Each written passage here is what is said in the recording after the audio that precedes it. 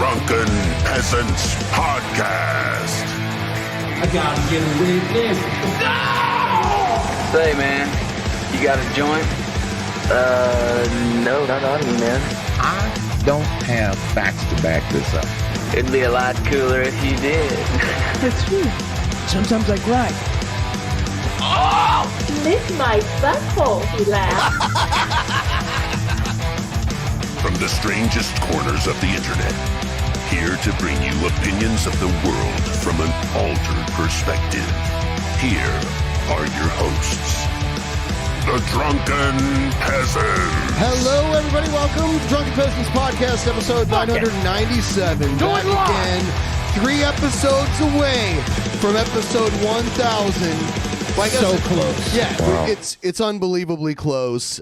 We've got Scott back with us. We got Jackpot, and we've got Doug TenNaple back after a long while. Welcome back, everybody. Yeah, it's great to have you back, Doug.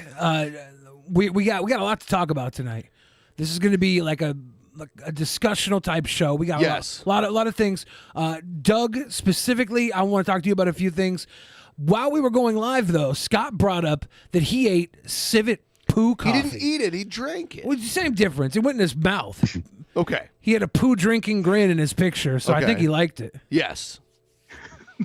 Are there chunks? There's not chunks in it or anything. No. It's not solid. There aren't chunks. I did like your comment with the shit drinking grin, Billy. That was a nice piece of business. In Asia, they have farms where they farm these animals and they feed them the fruit from the local coffee plants. And these animals, it passes through their digestive system, and then they take it.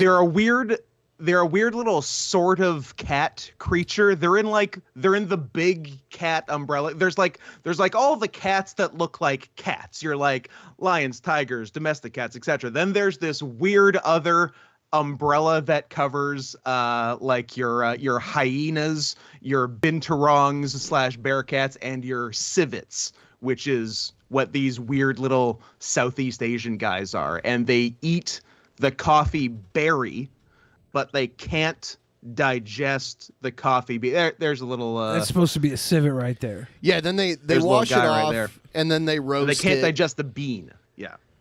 And Scott bought 3 mini cups of this coffee for $80. Was it a flight? It was sort of its own little flight. So the way this came about, because like Ben and I have been minorly obsessed with this for a while, and it's come up on the show a few times. And while we were talking about it the most recent time, which was like last month, I just happened to see in the YouTube chat, like I don't read every line, I just sort of glance at it when I can, and I just happened to catch a message from a guy, John. I won't dox him further than that, but he said, hey, yeah, because I think on that show, like, we looked up the one place in Vancouver that serves this, which is not that far. The only from time I ever get offered this coffee is when I'm at like a 5-star steakhouse, like a really upscale steakhouse. Is how I found out about it. Yeah. So this guy in the chat just posts like, hey, Scott, I also live in Vancouver, and I know that place, and I've been wanting to try it too, so why don't I take you there? And I'm like, that's the deal I've been waiting for, because I was never going to pay for it myself. So you had a civet poo mandate? And you only had to have sex with him once, right? One time! What a deal! Are you kidding me? The best. And how did it taste, Scott, the civet thing? It tasted really good. So what they do is they have this this fancy little gold coffee machine that is simultaneously from the past and the future. I didn't understand how one single process of like the 8 processes of the machine worked. Like every step was magic. It's like Willy Wonka's factory. It was very Willy Wonka looking. Like it had a candle at the bottom, and it percolated this one chamber, and the coffee was in the other chamber. And then when the water chamber got hot enough, it rose, and then that slammed the door on the candle, so it stopped heating, and then it got transferred into the coffee thing, and then made coffee, and then got transferred back into the water thing, and then there's a cute little faucet on the front that you pour the coffee out of. And what they do is they brew the same coffee 3 times, so it's different levels of strength each time. And the first one was very strong, like stronger than a kind of coffee I would buy. It was very good and really like interesting aftertaste. It might have been the shit. And then the second and what do you use for a marker to compare that to? I mean, you'd have other shit I've eaten. He is Canadian. I don't know. Asked and answered. What's the control group? And then the second and third brewings were much mellower and kind of sweeter. So it was very interesting. They gave you like regular coffee beans and these coffee beans to smell compare. Really different. Like the civet ones were. You mean to tell me the ones that were shit? The ones smelled that came from shit smelled different than the ones that didn't come from shit, if you can believe such a thing. Okay. But it was really, really good coffee. It's not something I would do regular. Oh, you know what? It is something I would do regularly if the other guy was paying. I'd do it every day. I don't give a shit. You should be a kept man. I should be a kept man. Where are my sugar daddies at? Hit me up. I'm in the chat. Well, there was a first man to drink one of these. Yeah, there was Neil a first Armstrong. man to eat an oyster and a first man to ever try a lobster. Very brave. Yep. Caviar. Cow milk. And now it's a big thing. So maybe a couple of years it'll be a big deal. Well, we're all going to be doing it. It comes down to production, right? Like you just have to get more civets and more with these beans or whatever for them to eat. We're gonna have to mass breed civets. Yeah, maybe I should start making my own coffee. Like I start getting some of these berries delivered to the house or these beans. Oh, sure, I just give it a shot. Pass them through.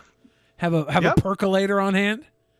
Make a couple bucks. Like I don't know. They're selling bath water. It's not too far off. Oh, exactly. Bath water, farts. Like I mean, a Gamer Girl coffee would probably pull like a lot of money if Gamer Girl poop coffee. If Belle Delphine just ate it instead Someone of the in the civet. chat said I'm drunk already. I literally have not drank all day, so you're wrong. Your drunk dar is way off. Yeah, guys. Maybe I just had a stroke and I'm slurring my speech dumb. now. Yeah. Duh. So, Doug, you've been working on NFTs. That's the new project. What is that? Non-fungible tokens? Yeah. So I started doing.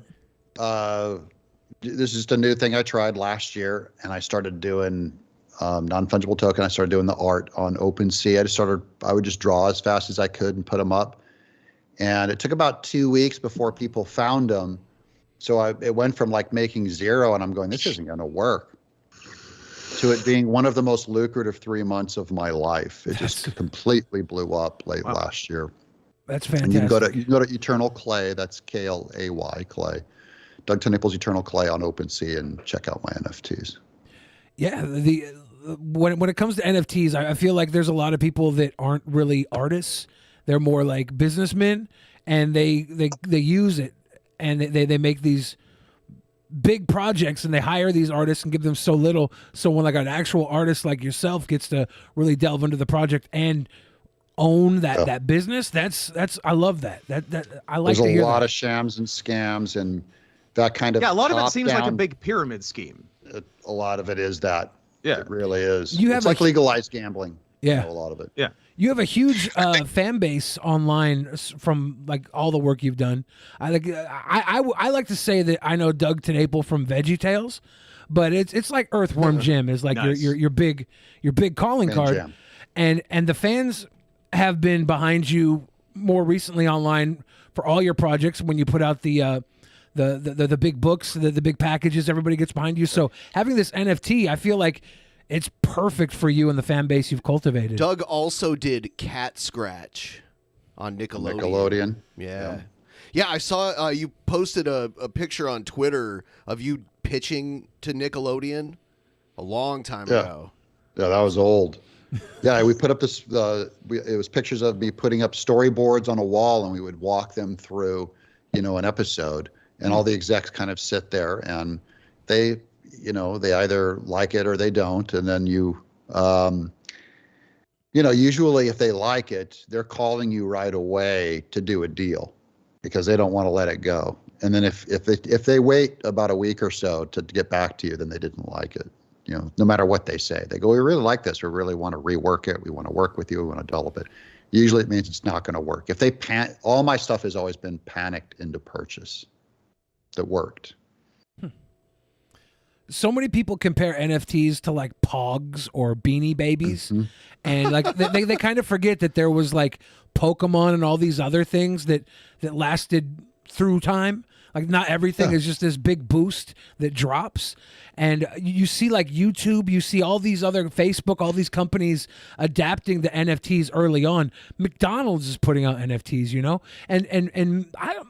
Maybe that is just the big mountaintop rise, but Beanie Babies were lucrative for quite a while. So even if it is just that, like get in with the gold rush until it falls out. But sure. I think or YouTube's a fad, or Facebook is a fad. They all could be fads. Goes into the metaverse and then crashes. And NFTs could outlast Facebook and YouTube. Mm-hmm.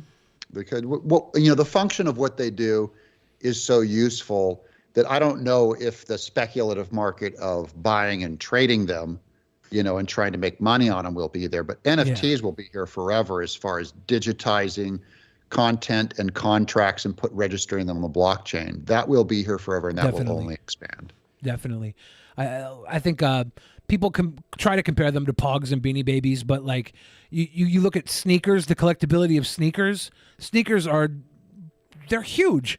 Yeah. One day, maybe this Nike shoe that you paid $3,000 for will be worth nothing, but chances are it will be worth much, much more. And the idea that we live in a culture right now where everything is digital, the gaming we do is so huge, the gaming industry is gigantic, and these NFTs are going to be integrated into gaming. If you do online gaming, you're going to be using these in 20 years just to like pay into the game. Like they're going to be a part of everything. Yeah, let me know when I can put NFTs on my feet.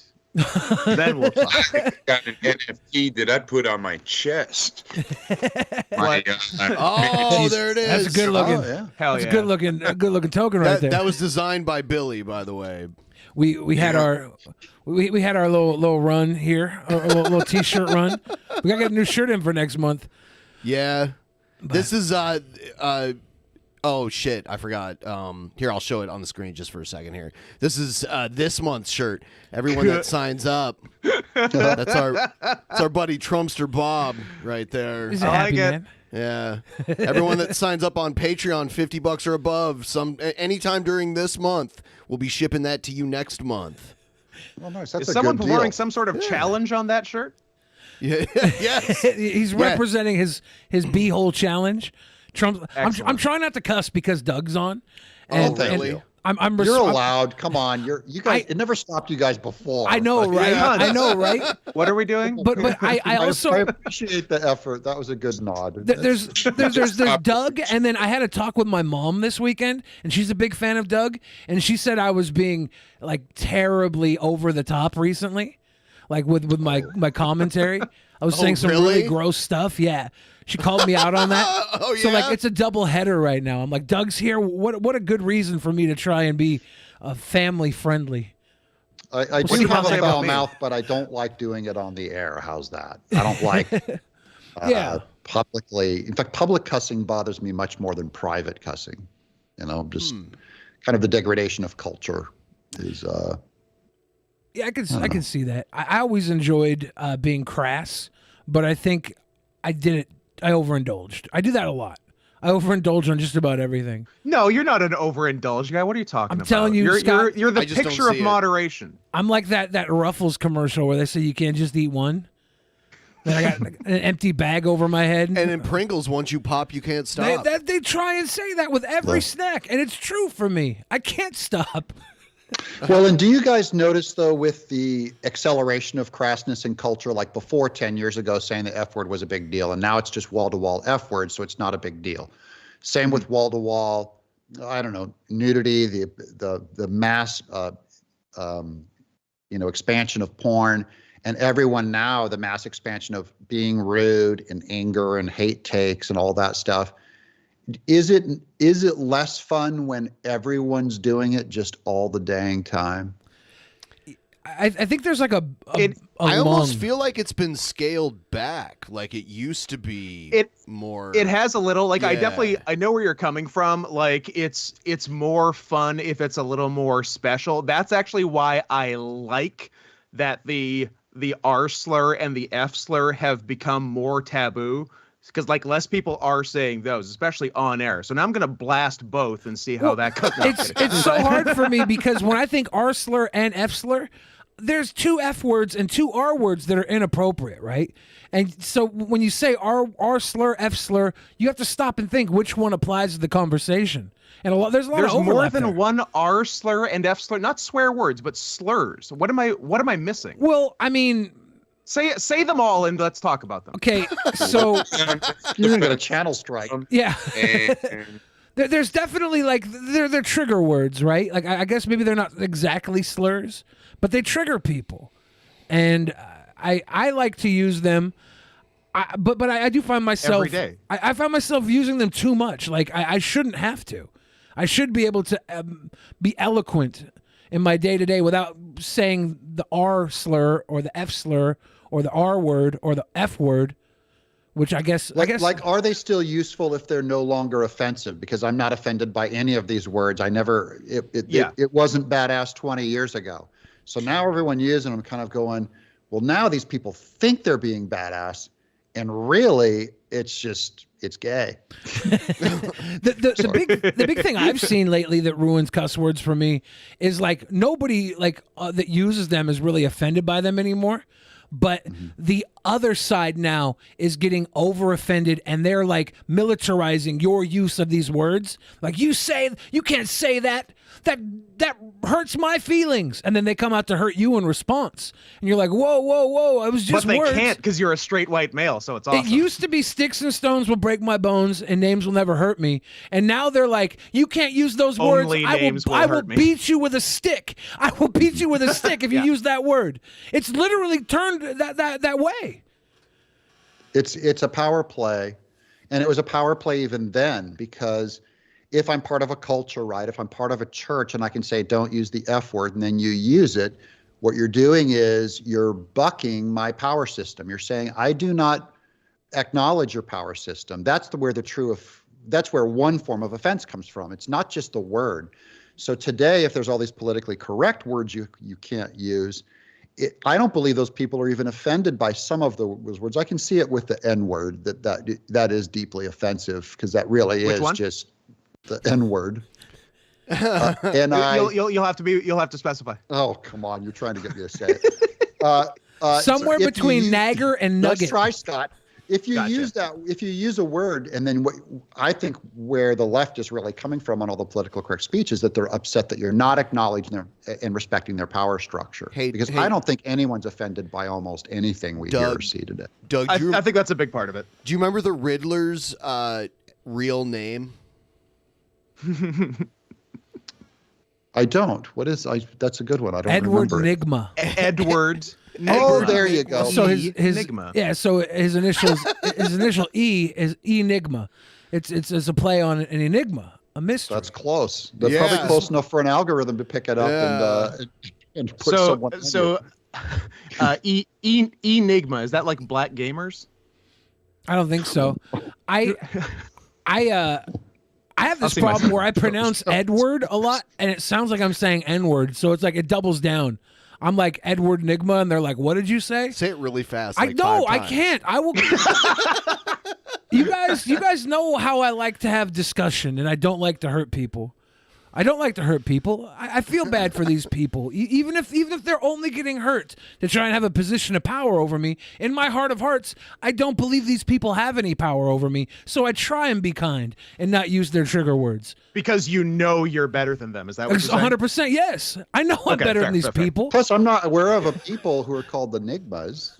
Well, that's the Riddler in Batman. Oh, yeah, that guy. That's true. The Riddler and his family. The new Batman's coming out next month. Has anybody been following that? Nope. I saw the trailer a year ago and I liked it. I saw the trailer. It's got a lot of good actors in it. Pattinson. I mean, he might pull it off, but he might not. I don't know. It's all on his shoulders, really. So, Jack, is it important if he pull it off or not? Let's think about this for a second, gentlemen. Jack, vitally important. Is it important? Yeah, we have this thing where we get really angry when people get cast in the Batman universe. Everybody got mad at Heath Ledger. Well, the collective we, the same people that get mad when you use the F slurs. I'm not part of your system, man. Only because you're Canadian. One day you'll be able to be like America North or whatever we call Canadians aren't allowed to watch superhero movies. Yeah, you're not allowed to get mad either, Canadian. It's true. Everybody got really mad. Everybody got really mad when Heath Ledger was cast as the Joker and he became one of the greatest Joker performances. Yeah, and then he fucking time. straight up died. So who won out of that? Nobody. I think we all won. I think the fans won on that one. I've seen 45-year-old men get mad at the casting for Sonic the Hedgehog. God. Yeah, listen, if this is super depressing, that's a real fucking bummer. They delayed the release by 6 months because of people whining on the internet. Grown men over Sonic. Well, Sonic the Hedgehog community really attracts people that are neurodivergent. Is that the right word? It really does. Why is it Sonic specifically that does that?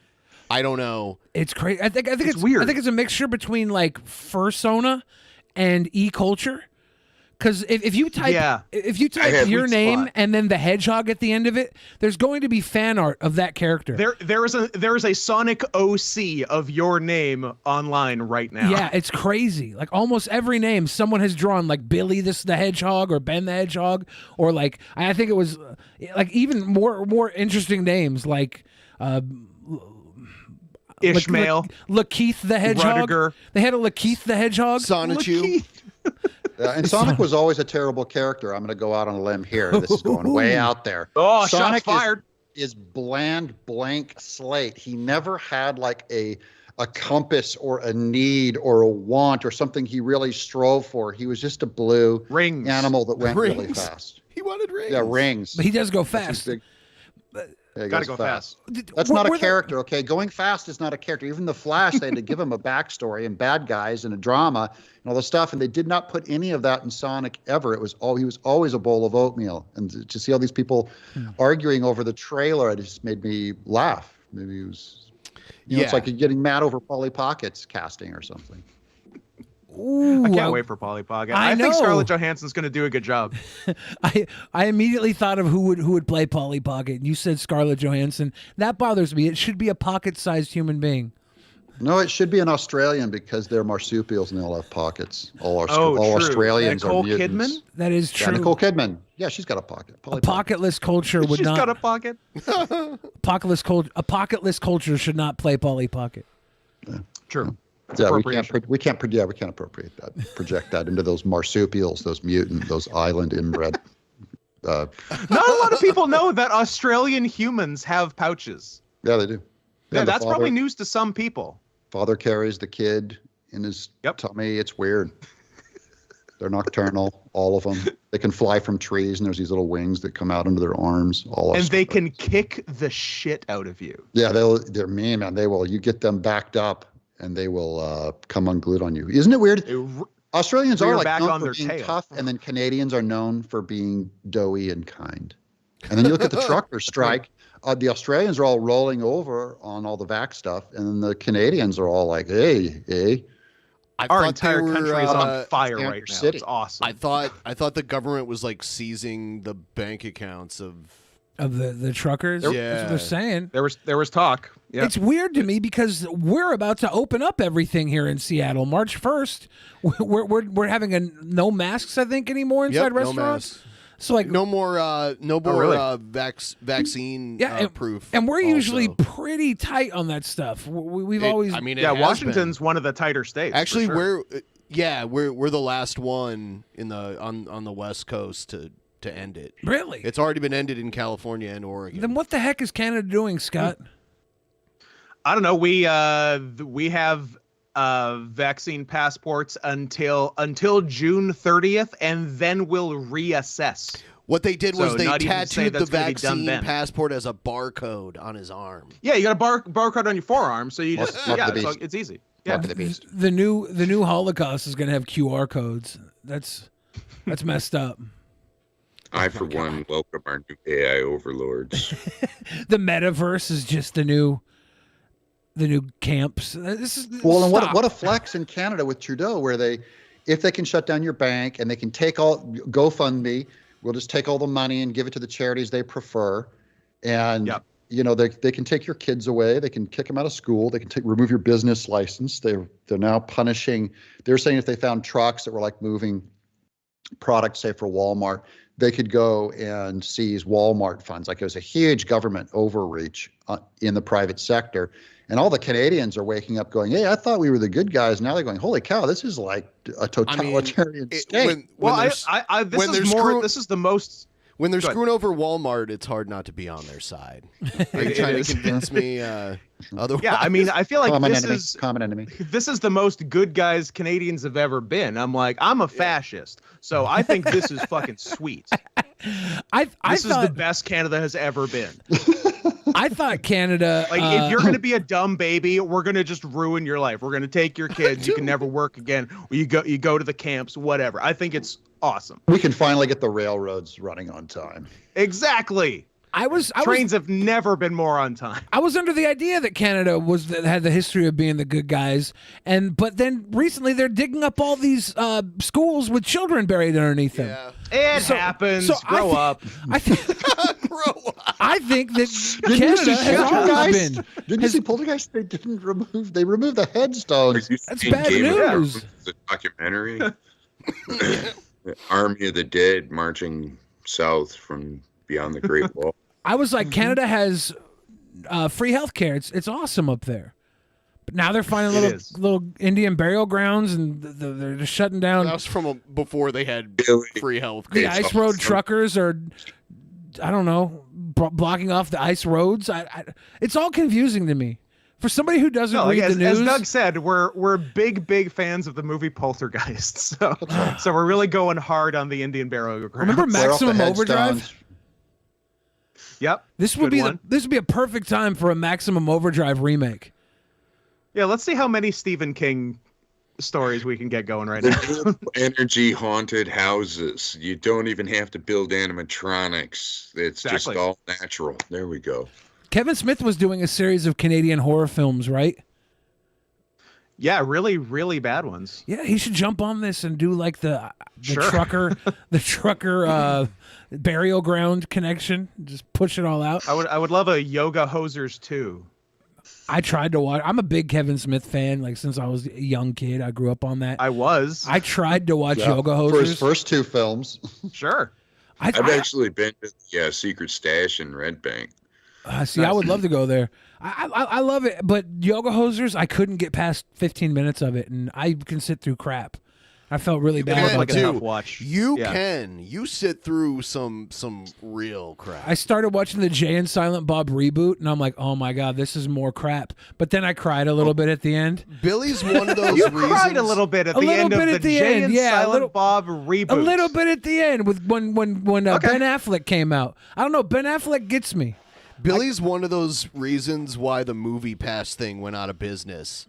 Because they don't actually think you're going to go to a movie every day. Because this guy saw 47 movies a day for 6 months. It was insane. Yeah, they're losing money. Yeah, I was costing them probably $300 a month. They can't give you the all you can eat on crap. I'm a buffet destroyer too. I have this problem.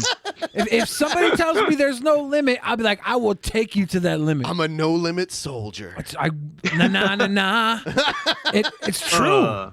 It's true. Yeah. I can't help it. But Movie Pass is actually coming back. Is it? Yeah, they have recently He announced. would go to a movie and sit through half of it when he had time to kill and then leave.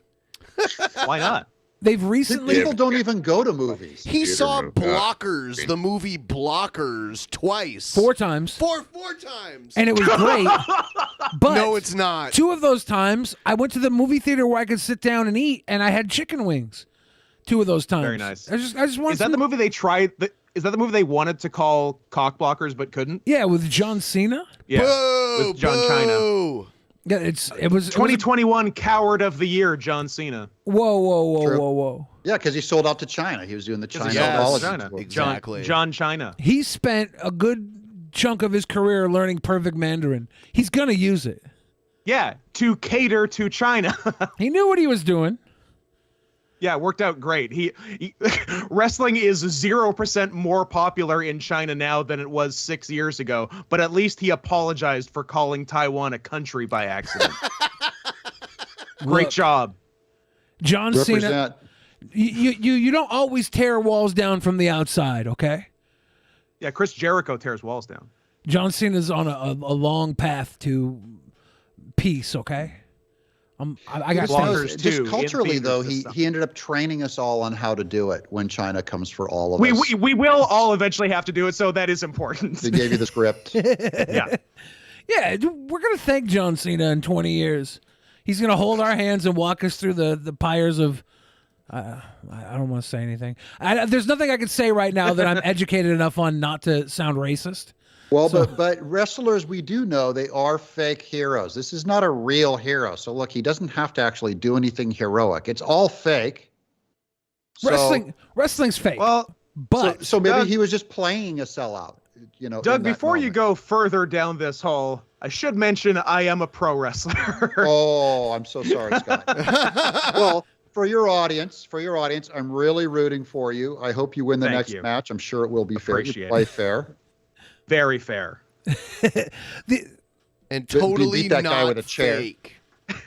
Totally not fake. But John Cena, whether he's a wrestler or not, he's done like what 1,000 Make-A-Wishes. I don't care about that. Like what he does with wrestling is so much more real than that's like any coating sport a could ever turd be. in diamonds. They're like, oh, look, he sucks at wrestling, even though he's our most popular wrestler, but he's nice to sick kids. Yeah, there's a Uyghur over there who made a wish going, I wish I could get out of this. Yeah, did his wish come true? No one gets that wish. Thanks, John Cena. Good guy, John Cena. The Riddler, Edward Uyghur. But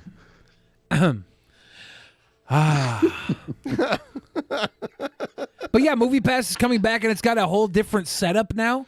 Instead of doing a subscription base where you can watch a movie every day for a month, it's a platform where you look at ads on your phone, and they track your eyes with the camera on your phone to make sure you're paying attention. No. And the more ads you watch, the more free movies they let you go see.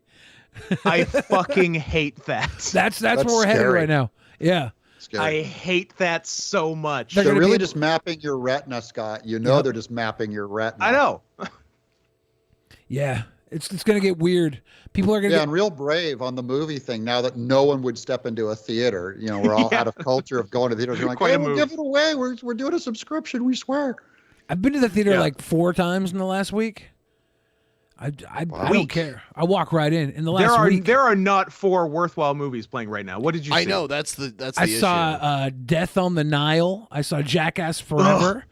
I saw Marry Me. That's good. Marry Me with Jennifer Lopez. Oh my God. Okay, Billy. you're... I don't think I've talked about it on this show. I've talked about it on every other show I've been on. Marry Me, based on trailer alone, I will never see the movie. It is my favorite movie of all time. Every single thing about it, from the way the trailer is put together to what the plot is to the casting, seems like this movie was supposed to come out in 1998. Neutered Owen Wilson on the Hallmark Channel. Yeah. It's amazing. It's wonderful. No, it was one that I was like, I should not have seen this, but I did. And when I walked in, there was one other person in the theater, and it was a man that looked about my age. And we looked at each other. We even went to the bathroom at the same time together. It was weird. And what'd you do in the bathroom? That wasn't an accident, Billy. I don't know. I get up to go to the bathroom. I'm sitting in front of him, and I look over. He's walking out at the same time I am, and I'm like, this is how, like, we know we shouldn't be in here. But as long as you technically stood up first, I approve. Yeah, I did. No. I wasn't going to stand up first. I would have held it. What was that weird anime you went to? There's like, you went to some anime, and there's some weird people in there. Which one? Oh, I don't know. Yeah, a lot of the animes I go to, there's weird people, but weird people at an anime, you say? Yeah, there was one night I went to an anime, and I looked at the audience, and they all had like a very autistic like demeanor. And that's again every anime and literally higher every percentage, higher on the spectrum for furries, higher on the spectrum. And I was thinking maybe because of the subtitles where you read everything, that it appeals to them more because they don't get lost in the emotions of the acting. You know, they get to watch the images and then read the story as they go. That's why I thought maybe it drew in more autistic types. But I had that theory at least. Well, it's weird how in anime there's only two forms of acting. There's either just like the death mask with no expressions, like hey, blah, blah, blah, or it's like sweating and snot's coming out of their nose, and so there's no in between. There's no normal acting in anime. I'm not a big anime watcher, but I walked into a what was it, Howl's Moving Castle one night when I had the movie pass, and I really liked it. It felt different than most other movies, and I was like, I'm gonna go see animes. I've never seen anime in a theater. Yeah, I thought it was fun, and then one of the next animes I go to, all these autistic people are in the crowd, and they're loving it, and I'm like, I'm looking at the crowd, I'm thinking to myself, why does this attract autistic people? And then at one point, there's like these girls. I think they change age at certain points because they were like 12-year-old girls and they were like topless, and then they were fighting with guns, and then all of a sudden that seems on brand for anime. I don't know what the issue is here. But I like wasn't paying enough attention because it was not a good anime. So I'm like on my phone. I look up and I'm like, what the hell is all these topless 12-year-olds doing here? And then they start getting massive guns and fighting. I stopped going to animes as often. I was like, if it's a Miyazaki, film, I will go see it. Yeah. I rolled the dice. I went and saw this movie called what was it? Something in Trash Town, I think. It was about a kid who has a trash monster becomes his friend, and it was sweet. That sounds good. It was a sweet movie, and I cried a little bit. Cried a little bit. I was in this zone where anything that would hit you with a father figure like of loss was getting me at that moment of time because my dad had just passed. So everything I was seeing would have this trigger, and I'd be like, I'd tear up a little bit. That was one of them. Then I went and I was like, okay, I had a good experience there. I'll go to this next one. And I went to a movie called Belle that was like a Beauty and the Beast film, but it was anime mixed with Beauty and the Beast. It wasn't as good. But I took How a couple fuckable risks. was the Beast? Two anime style, you know? His thing was that he was I don't know, a dragon or something. It just wasn't for me, man. Give me the old furry beast dude. I like the original Beauty and the Beast a lot, the Disney one, you know. No, it's Glenn Keane animation is amazing. Animated that thing with I thought we were talking about the Emma Watson one. That's my favorite. Did you like Don Bluth's stuff after he left? You didn't like any of that? I always thought that was cool. So Secret of Nim, and then he did just a whole trail of just garbage. So Secret of Nim was probably his best movie, his first one when he left Disney. And then he did like Rockadoodle, Thumbelina, Troll in Central Park, All Dogs Go to Heaven. Yeah. It was kind of a car wreck because he was always a pretty good animator. Like he really could animate and draw really well, but his story wasn't there. And that was the big thing that Disney always got right on those classic films was they were crazy about story and character. And Don Bluth was just kind of crazy about animation and making things move. So there's a big difference. So I'm not a big Bluth fan, but I really respect like his ability to draw. So he was one of the main artists on Disney's Robin Hood and Aristocats, and I think Rescuers might have been his last movie because he left right around then in 1980, I think. Yeah. 79 or 80. Yeah. Then Secret of Nim, which everyone likes, and I still go, I just don't think putting Burt Reynolds and Dom DeLuise and everything is always a good idea. It's very so much Dom DeLuise. Yeah, like they must have. Were they friends? I'm not sure. It's like it was like his go-to wacky voice, and it just kind of. Yeah. I never felt like it was, organic or fit in the story, and then now it just feels super dated. Like you're watching Smoke the Bandit or something. Dom DeLuise and Burt Reynolds were the David Spade and Chris Farley of the 70s. Yeah. That's fair. And they were terrible. They were terrible. They were like, it was like humor on the Love Boat. You feel like you're on the Love Boat. Very 70s. Very 70s. That Cannonball Run. I'm going to tell Burt Reynolds you called him David Spade, Billy. I remember liking The Burt. Land Before Time, but I haven't watched it since I was a kid, so maybe it was awful. It's bad. Yeah. Yeah, I haven't went back and watched any of them. I liked All Dogs Go to Heaven when I was a kid, but it's about dogs dying. That's like it hits every string. It's like my favorite thing. I can't get enough love of dogs, and I hate when they die. Oh my gosh, it's not my favorite thing at all. Let's make an animated movie about it. I know. They knew exactly what they were doing. Land Before Time truly was the movie that scarred a generation. I mean, it's just like, line all the 5-year-olds up. You're all gonna die, kids.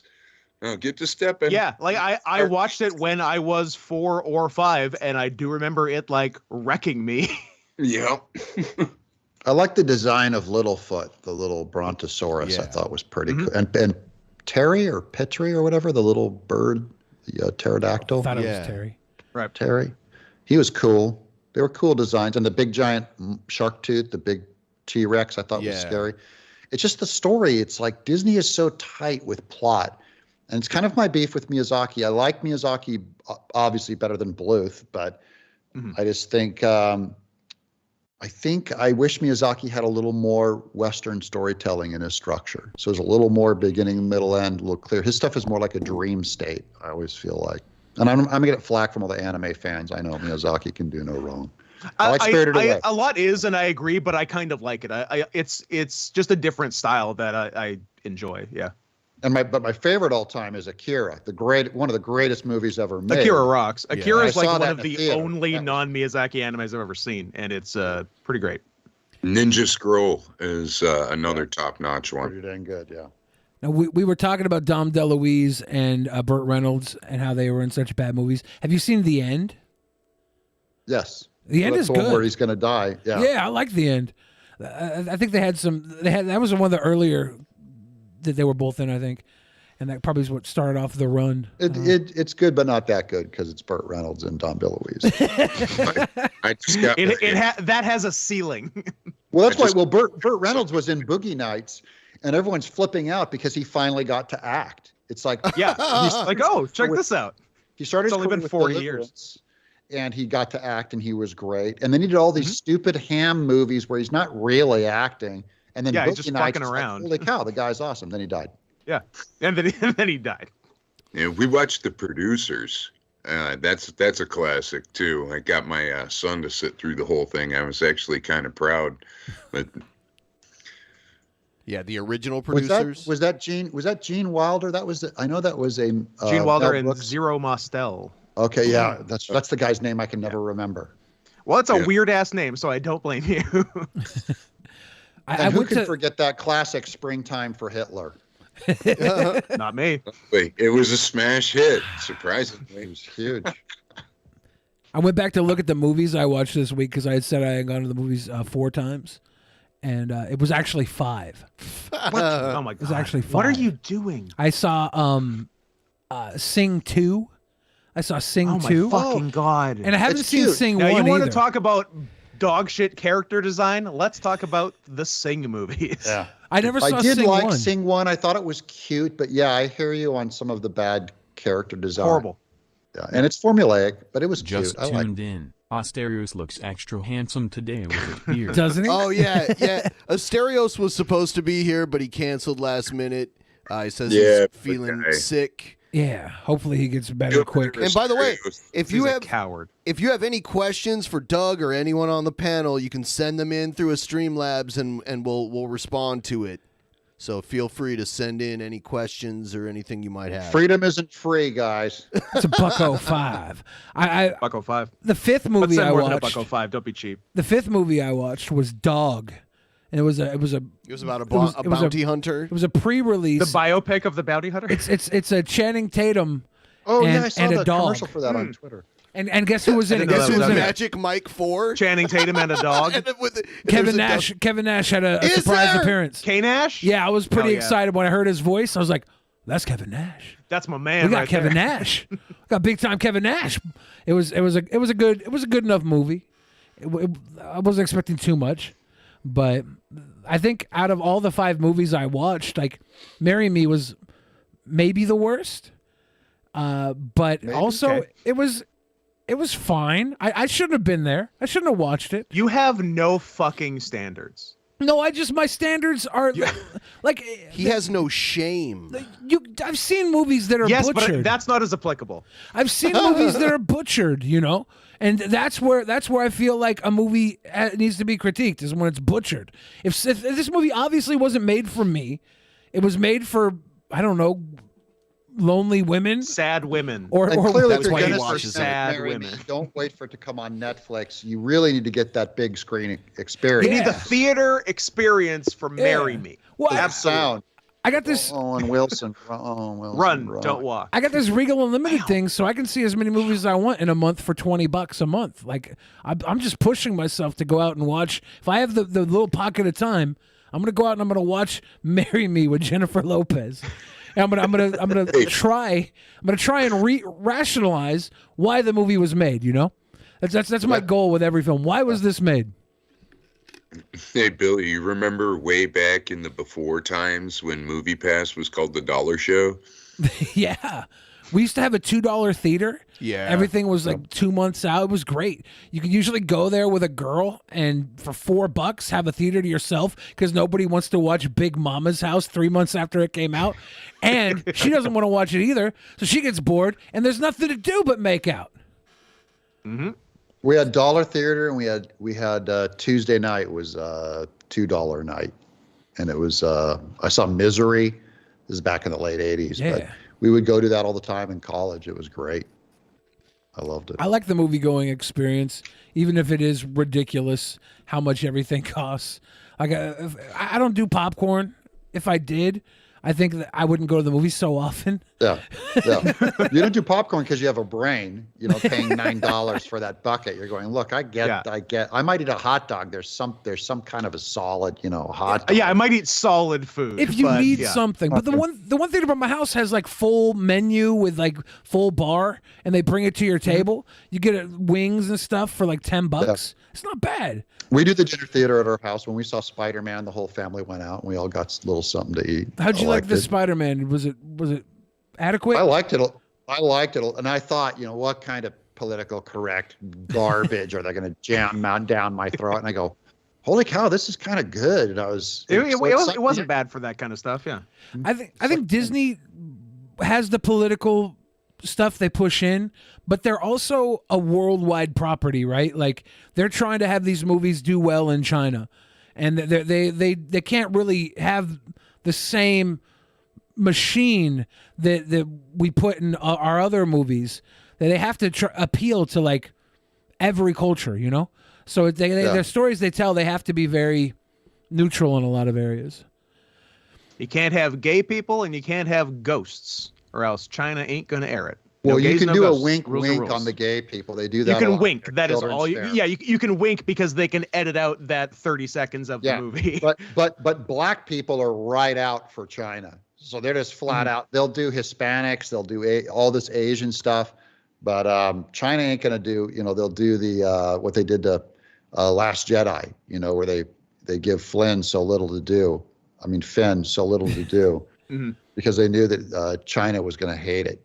So while they're sitting there talking about their corporate policy of hiring everyone they can by skin color, they won't put them on screen or actually embrace their culture. Oh no, the Office is extremely diverse. Just on screen, not so much. Yeah, not so much. We can't, where it really matters on actually pushing it out to culture and changing minds with that's not Disney's job. Well, they do kind of go that route though, like with the Black Panther and the Marvel. Black Panther Marvel, made Captain $4 Marvel. in China. And on the movie poster they put the mask on T'Challa so that they wouldn't see his black face. It could be anyone under that mask. Yes. So Disney, they flat out could be White Panther. Oh, the Chinese aren't going to watch this, so we'll just cover up his face to get him in.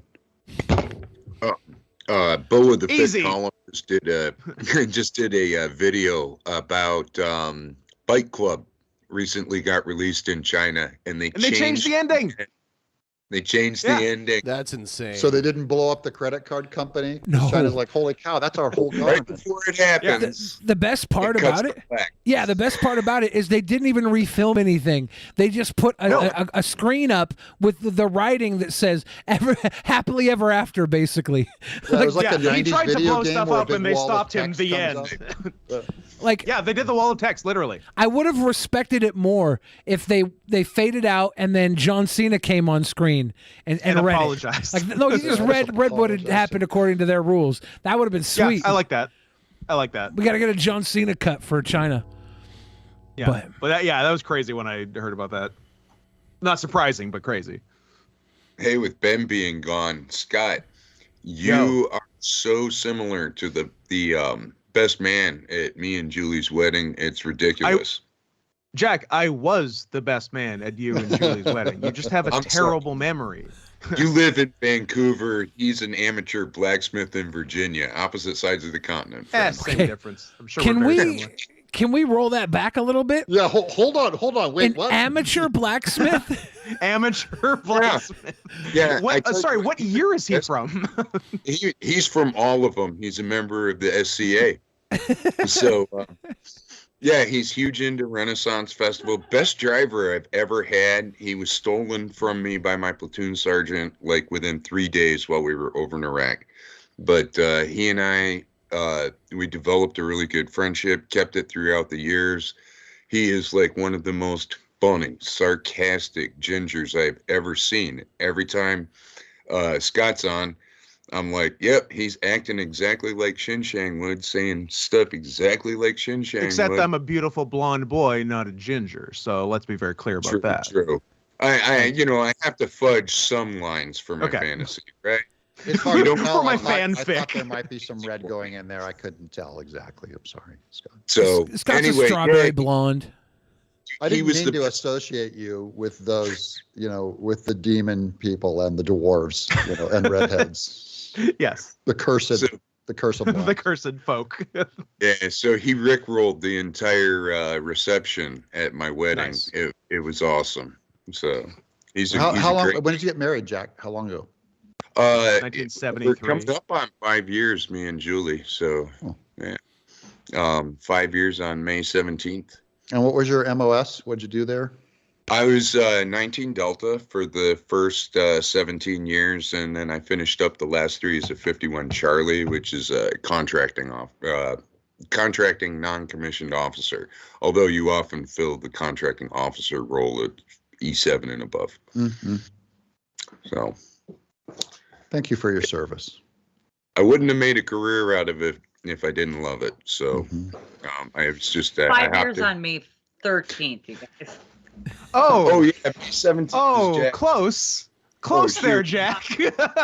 No, our cat Jack is born on May 17th too, and I always get the two confused. To be fair, that is the more important date, so that's fine. Yeah. Oh man, I'm sorry about that, honey. You can't make that mistake, Jack. You know that 5 years in, you know that. It's May 13th, 2017. There's a lot of teens flying around. 13th's a good day. I'm a big fan of the 13th of every month. I don't know. It's my lucky number. That every couple of years we get to have an anniversary on a Friday the 13th. That's pretty cool. A spooky anniversary. We get chased by a guy in a hockey mask. I don't even know where he comes from. But he's always taking tools out of my shed and stuff. It's crazy. That's a chainsaw, not a tool, Jack. Wasn't the chainsaw invented due to childbirth? What? Yeah, that's like one of those facts. Seems one inaccurate. of those facts. Yeah, it's one. I'm going with. I don't know what you're talking about. Yeah. Let me see if It's I'm. one of those facts. Let's see if I'm pulling this one out. Of your ass. Chainsaws were originally invented for helping with childbirth. No. Maybe a tree gave birth. C-section. It says What do here. you do? Loop the chain up in there and yank the fetus out? I mean, what It the says hell? before cesarean sections, if a baby was too large to pass through the birth canal, parts of the pelvis would be removed. At first, the procedure was performed with a small knife, which was very messy and painful. So they invented the chainsaw. Which was definitely neither messy nor painful. In And 1780, then it was just an sleep to limbs and trunks and stuff like that. in 1782, doctors invented the chainsaw to make the removal both easier and less time-consuming. The original chainsaws were powered by a hand crank. Yeah. So, I just picture the miniaturization of the chainsaw to be used in that operation. That would come much later. So it's weird that it started small and then turned into this giant clunky. Yeah. Well, you know, that's sort of interesting. Like when you learn that the fax machine is older than the telegraph and telephone. It's insane. The fax machine was invented in like the 1860s, which is honestly like the most mind-blowing fact in the world. I can never wrap my head around it. How did it work? I have no idea. It doesn't make sense. It doesn't. They used like what? Phlogiston? It's like some magic, powered on magic and acorns. Binary printing. It was basically like a dot matrix-ish thing, and you could fax documents. It was weird. Before the light bulb. That doesn't make sense. Yeah. Are you looking that up right now? looking what up? The fax machine thing? No. Oh, okay. No. You almost look like No, you. I was looking up. I believe it because of what it is. The idea of sending dots over and be able to reassemble them into an image is just kind of makes sense. 1843, before the Civil War. 20 years before the Civil War. That's bonkers. One of the other facts, this is the one I was looking up, is that Nintendo is older than the Aztec Empire. No. Because they were making playing cards in feudal Japan. Yeah. 4 years before the Battle of Yavin, Nintendo started out as a small Japanese shop that sold tiny pachinko toys based on the popular Waluigi character. Yeah, little Mario would jump over the heads being rolled down the Aztec. He climbed up, jump over the head. They didn't release their first video game until 231 years later, but they started 4 years before the Battle of Yavin in the Aztec Empire. The Battle of Well, Yavin. I did know about them starting as one of those pachinko games. That was like the legalized gambling thing. That's where all of Sega and Nintendo started. Was in those. And now some companies are going back to that. Konami has gone back to like only making pachinko machines. It's very funny. Probably because the users aren't as obnoxious as most gamers. Probably. You know what? I bet pachinko players are pretty chill. It is what it is. They're not going to complain about the color of Sonic's arms. They're not going to scream. Yeah, scream about this trailer. Pachinko. We got a Jono came through. Yeah. The other one read. I will read this one out. It'll reload in a second here. So until then, just give me a moment. Scott. Yes. You're going to be here next week, right? Going to be there next week. Do you know what time you plan on coming in? I think we're coming down on the Wednesday and leaving on the Friday. We're going to stay 2 nights. Okay. If you come down, Wednesday, we're thinking of having a party at my place. Interesting. So you can come Will there be a theme to the party? Is it a themed party? The theme is going to be I need a costume? Undercover brother. Is there a cage? Is there a cage? Nick Fuentes and Of Age Cat Girls. I don't think there will be a cage, but I might be able to work something up. How about a cage match? We might be able to make that happen. A cage match. Wow. The Void of Zen said, "I'm late. Doug is awesome. Ben is the cold, and Billy needs to stop watching pussy anime."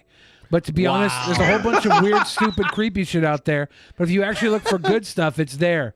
AOT, anyone? Tip the Sweet Boys. So you're telling me to stop watching pussy anime? I just go and watch stuff that's at the movie theater.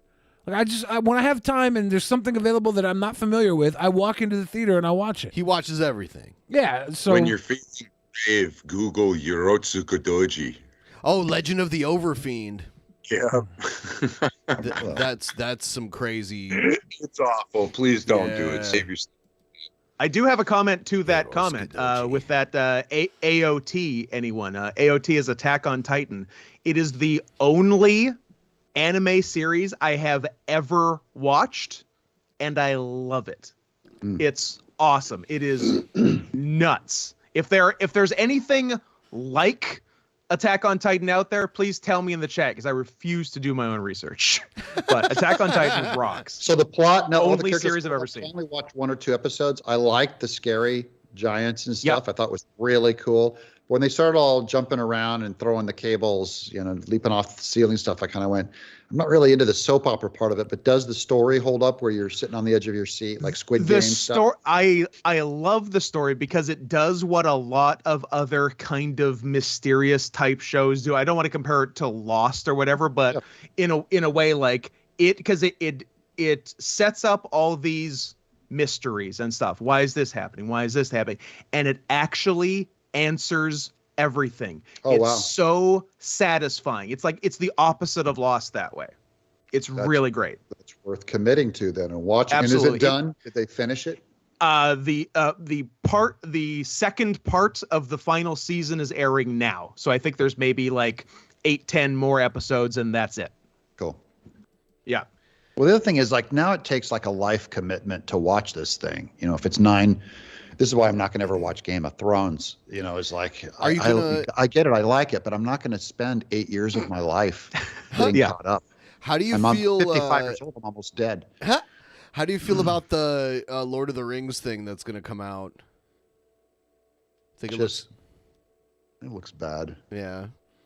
Looks bad, but I'm listening to what other people say. I just don't know if it would be really weird if everyone in the whole world was wrong and I watch that thing and go, this is rip-roaring and amazing.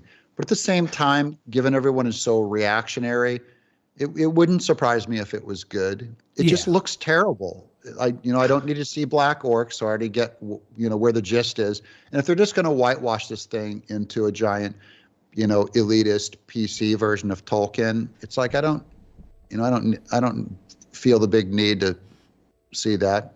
I'd rather watch Stranger Things even, or I'd rather watch something that is totally, some other woke show that isn't like just soiling Lord of the Rings. And I'm a Lord of the Rings snob, so even the movies, like, I'm kind of really into the books, and so the movies I'm kind of going, yeah, that was kind of off. So I if it's farther away from the original Silmarillion or the original books, and I'm just gonna get furious and go, nah, I'm not gonna do it. Not a big. But like I said, this is in a way my comment even on, are you upset, if they get it wrong, if they get Sonic wrong? Yeah, it's kind of the same thing in a way, right? It is. But you're not a Sonic fan, you're a Tolkien fan. Yeah. So they change it. It's not like I'm not going to sit there and hate on it on Twitter, which when I see 90% of the people do that about anything. Yeah. I'm kind of happy that they're pissed off on it from my side, but then you kind of go, you're just enjoying being pissed off a little too much, and you think you're being original. You're just repeating literally what everyone else is saying.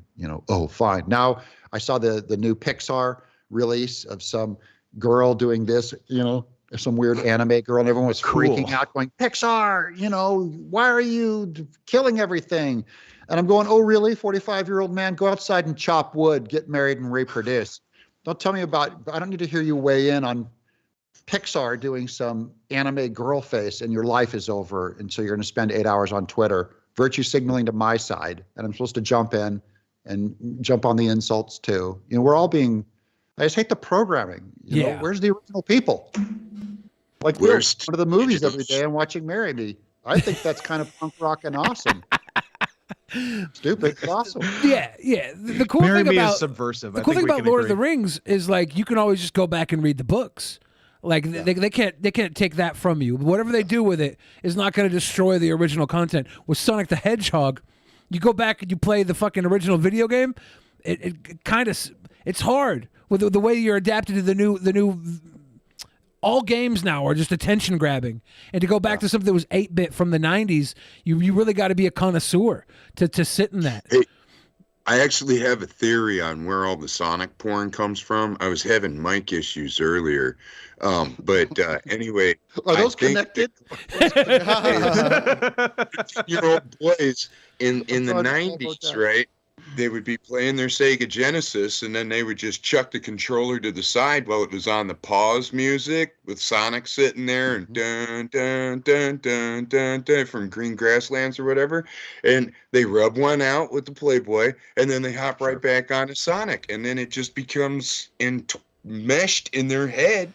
And they can't get hard without blue fur and red sneakers. See, I think. Well, look, most of us can't get hard without blue fur and red sneakers, but that's not. Well, come on, Scott. Scott. Come on, Scott. I mean, I think we can all. I think we can all confess that right now. Let's. Yeah, exactly.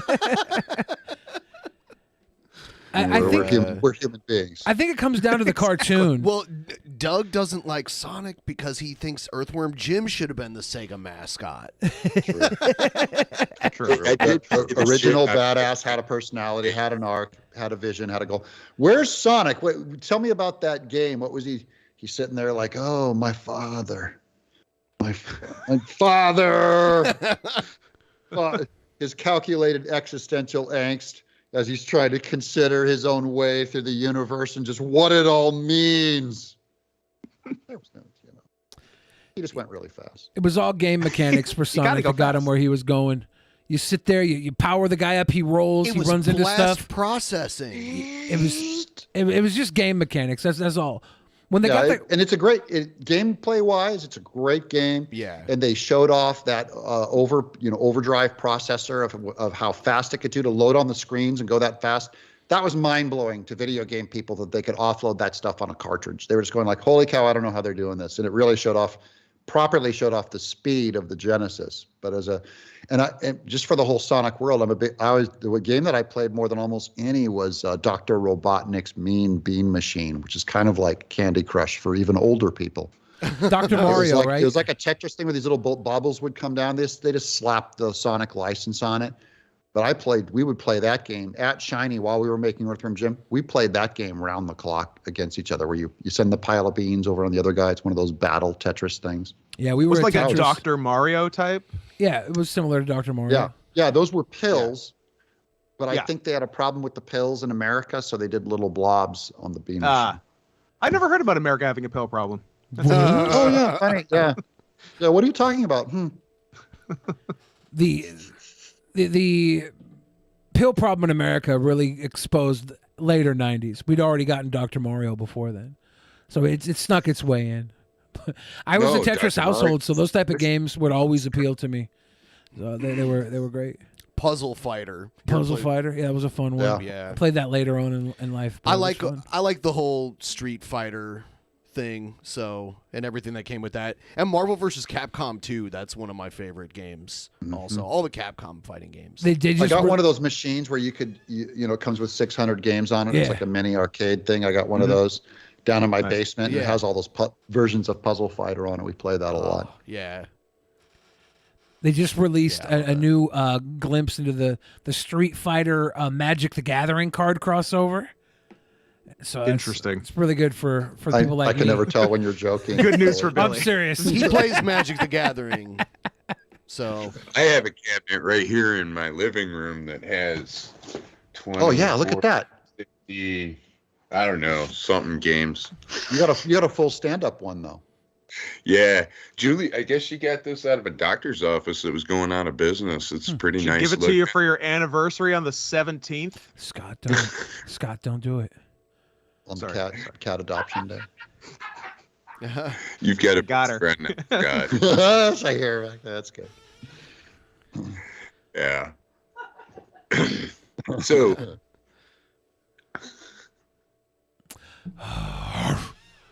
Okay, next. What's next? Yeah, let's just keep this rolling. What's the big deal? Who cares, right? What are we gonna do? Can everybody just one at a time tell us what your biggest worry in the world right now is? China. Do we have a biggest worry? My biggest worries are always internal. I'm always more worried about myself being, being selfish or or vain or power hungry. That keeps me up at night more than anything else. But second to that is just all of the woke power, the power flexing that I think is getting into our lives through a technopoly. And just I kind of fear what they're going to, the ways they're going to control us and force us all to be good in the future. But that's very, very much secondary to myself. I'm far more afraid of me than I am of anything else in the world. I can do something about me. I can't do a whole lot about the woke BS. Focusing on self helps you combat the rest of the world, right? Like when you're the best you can be, you can at least say at the end of the day you did what you could. Yeah, you're a victim if all your problems are external. You're basically claiming victimhood because you'll never do it, and then you can just sit there and be pissed and not have to do anything. Whereas as soon as you look inside, you go, holy cow, now I got a bunch of stuff to do that I can actually do. Yeah, when you wait on some sort of daddy government or whatever, or daddy anything to help you through, you're going to realize that daddy's not coming home. He's getting left them, to buy a pack of cigarettes. He's getting them cigarettes, and that's it. Like he's smoking them. You're not going to see him ever again. But I don't know. I think the way that technology is going and the attention span of everybody is so, like, it's being fought for, right? Like your attention is every aspect. Like I was bringing up the movie pass and how they're going to pay attention to your eyes on the ads to make sure you're watching them. It's freaking. I know what they're going to do with it. It's terrifying. Yeah, everything is going that way where it's going to be hard to really understand if you're having a real personal thought or if you're just reacting to the thoughts planted in you. Technology doesn't make you moral. So all that happens the farther technology goes down the line is that good and bad people will use it, and mostly bad people will use it. So then it just means there's more creative, amazing ways that they can get in your head and buckle you under their will, and But that's kind of a constant in mankind, is what we do to each. Man's unkindness, inhumanity to man, is shocking. Always will be. I try and be a sweet boy to everybody. I try. But I also have this thing where I understand that we're resilient as human beings. So if it gets messy and I hurt somebody along the way, they'll be okay. They will be, right? Like I don't go out to hurt somebody, but I do sometimes go out to stir things up. I feel like we can improve upon ourselves when we're out of our comfort zones. So I do agree with that a lot. I do try and stir shit up, and I don't always know where it's going to fall, but I feel like it creates a more interesting, honest reality for me. Because when people aren't just going in their pleasantries, their everyday programming reactions, I like that. And it scares me because sometimes I say some pretty crazy stuff just to try and stir the pot. And nah, not you. And sometimes it's not as crazy as I think it is in my head as when it comes out. Like you don't get the reactions you're thinking you're going for anymore. Everybody's at their wit's end and they're like, oh, whatever. That scares me too. And I'm not a very scared person. Like I'm a pretty confident guy. I always feel like I'll land on my feet or at least on my head, and the death will be short. In the future, near future, guys, do you predict, and you guys can get back to what you guys are afraid of. I don't want to dominate anything, but is not your comfort that you feel now, isn't it kind of an illusion? Because I think things are set up to get much worse before they get better. Any optimists? They do seem kind of set up that way. I don't know, like maybe some long-term-ish optimism, like, hey, maybe a bunch of things will change and things will be kind of chill in 40 years. Or they might very much not be. Like, I like air conditioning. I like food. I like being able to work.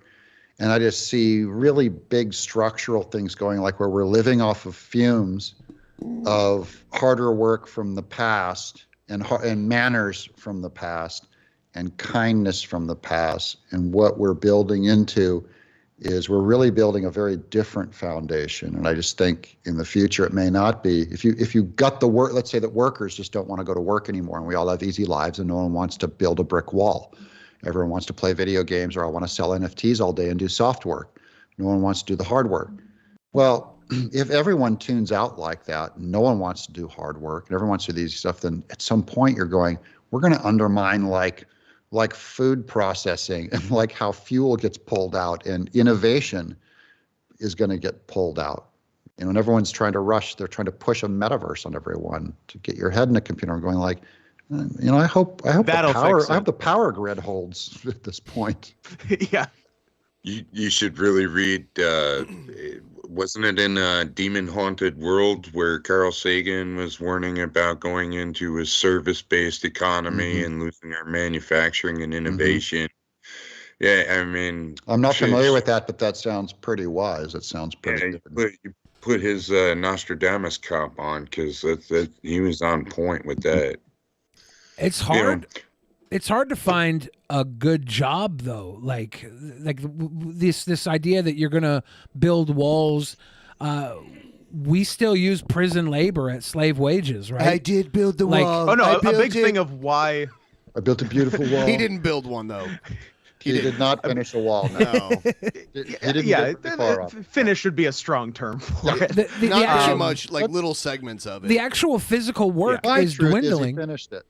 It doesn't work. Yeah. It doesn't work. I do think that Trump might come back in 2024 and build a digital wall with NFTs. That'd be cool. That might be the success chain right there. Big, beautiful Solana coin. A chain of blocks is a wall, so a blockchain could maybe get there. I don't know.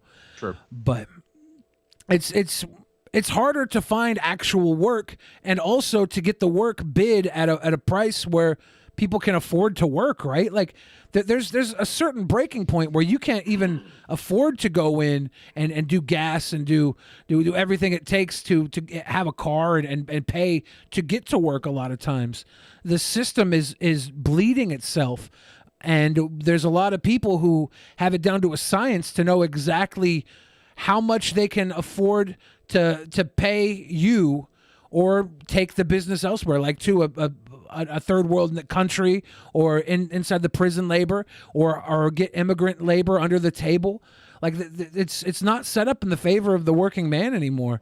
And it's really hard to see where we're going to go when everything is becoming automated, making less jobs. These truckers are here shutting down the roads, and their industry, everybody's there will predicting... be automated semi-trucks and automated buses and all kinds of stuff. Everybody's predicting like that's going to happen in like 10 years. Yeah. And they're going to be out of business. This is their last stand. And there's a lot of scary facts that are going to come into fruition here pretty soon. And we just as a society are looking more towards our comforts. We're looking more towards where our attention goes, and they might have a soft little pillow for us to nestle our heads on when we have nowhere to go at work, and we just sit there and watch the screen, and our eyes don't move away from the ads, and that as long as we watch the ads with our eyes intently, they will continue to put a roof over our head. We'll have our own little boxes, our micro pod apartments. But no kids today are dreaming as they leave high school into starting a business of going, I'm going to start a roofing business, or I'm going to, these very practical things that we all need. I'm going to go into heating, air conditioning. We have to get illegals to come in and do that stuff, because they're the only ones that are really, really interested in taking not advantage of our economy, but actually using our economy to pay them for that muscular work that no one's willing to do. So I don't think it's a problem as a lack of good jobs. We've redefined good jobs as just being, I just want to be a YouTube influencer and sell NFTs, or be a professional video game programmer. And they're like, well, you could make 120 grand a year being a plumber. I'm like, I'm not being a plumber. I think we still do have the plumbers, though. Like, you get the guys that are coming out of Job Corps. You get the guys that are coming out of the military, and maybe there's a lot of people who are still workers, and they want to work. It's just scary the amount of jobs that are becoming completely digital or completely automated. We have a worker shorter now, so we used to make a lot more of them, and now we're making a lot less, and yet our consumption is still going up. And we have a worker shortage because the what we used to pay people was a lot higher than what we're paying them now. But no, because the worker shortage dove very quickly when we gave away money, and they didn't go back to work. Well, it's because they showed how this might be my politics. I'm totally willing to say I could be projecting, but you gave people the time to break away and not work, and they started going into OnlyFans. They started to go into NFTs. They started to go into Ubering to make ends meet, and they realized they could do what they were doing and continue to live without holding on to the structure that the old workforces gave them. Like they could, but you do realize that we all hold more debt than mankind has ever had before. That we all, of course, personally. So we're buying stuff that we're not working for anymore. It's very easy to get by without working and just making a little money, and maybe you stay in your parents' house longer or something. Aren't you born into like $100,000 worth of debt in the United States? You just immediately. It's probably more like 300. I think it's more like 300. I think it's taxpayers. I think are 300. I think that before you're a taxpayer, you just represent like $100,000 worth of debt, and then once you become a taxpayer, you take on like $300,000 worth of debt. And it's for our federal government. So getting back to what scares you, that very basic structural instability thing has me very concerned. You know, I have kids and I have friends, and we all like our comforts and stuff. So I'll let you guys, Scott and Jackpot, I'd love to hear what is your biggest concern? Well, before I do my stuff, you're saying when they gave people money, they didn't go back to work. I think that giving the people even just that relatively small amount of money illustrated how little they're getting paid for actual work. Like that little bit of money for doing nothing at the time was the same as they'd get for actually working. And I just think the average worker is so underpaid. There's so little motivation. Even people who do work, there's so little motivation to do good work. Scott, are you noticing restaurants closing down? Some, yep. Okay. So I'm only saying if it really is that those workers weren't making enough money because some businessmen didn't pay them enough, or maybe taxes were too high, I just think, I don't think a business is so greedy that they would go out of business completely before they would give their employees a raise. I think wages have been raised where they're trying. KFC right now is paying $15, $17 an hour because they can't get people to cover their shifts. They're having to close down store hours. So I'm saying, even if they're run by an incredibly greedy man, I don't think all these restaurants would be closing down before they would offer more money to keep people on board. I think it's the people don't want to show up, even though there's lots of money to be made in the workforce. I think it's part of that, because like I think very specific to restaurants and other things in the public and service industry because of the pandemic.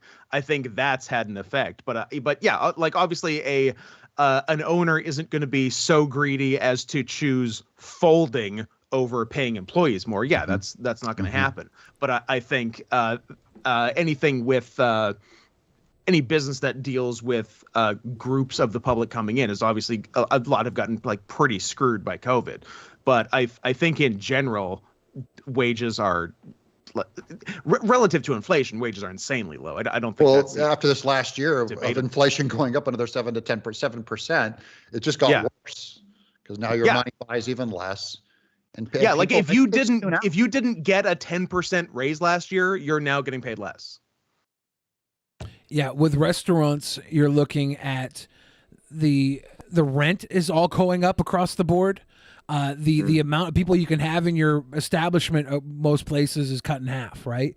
Because of COVID, if you can get them back in. It was that way for a long time anyway, for like a year and a half or something, and at least around here. And even pre-pandemic, bars, restaurants, and grocery stores operate on like the thinnest margins for a business you can have.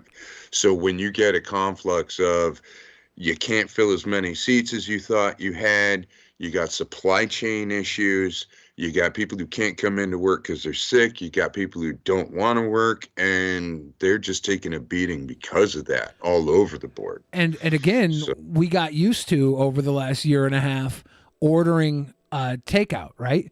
And takeout was keeping these businesses in business. And you would think that that would mean these businesses were able to stabilize, except people started opening up ghost kitchens. Ghost kitchens, and these yeah. restaurants exist inside of maybe the kitchen of another restaurant or the kitchen of a food truck, and they're filling these orders 15, 20 restaurants out of one location with no overhead or much less. Much less overhead. You have these. We had a beautiful steakhouse, or not steakhouse. It was a tiny little bar that had steaks. You'd come into the restaurant, and there would be the cuts on the wall on a chalkboard. And when you ordered a cut, they would cross it off with a piece of chalk because they would buy the whole cow every day. And they'd have these beautiful cocktails. Everything was cooked perfectly, and it went out of business at the end of the year. It wasn't a very big place, but it was the type of place where you went there and you knew you were going to have like an amazing meal. But what place was that? It was called Shambles.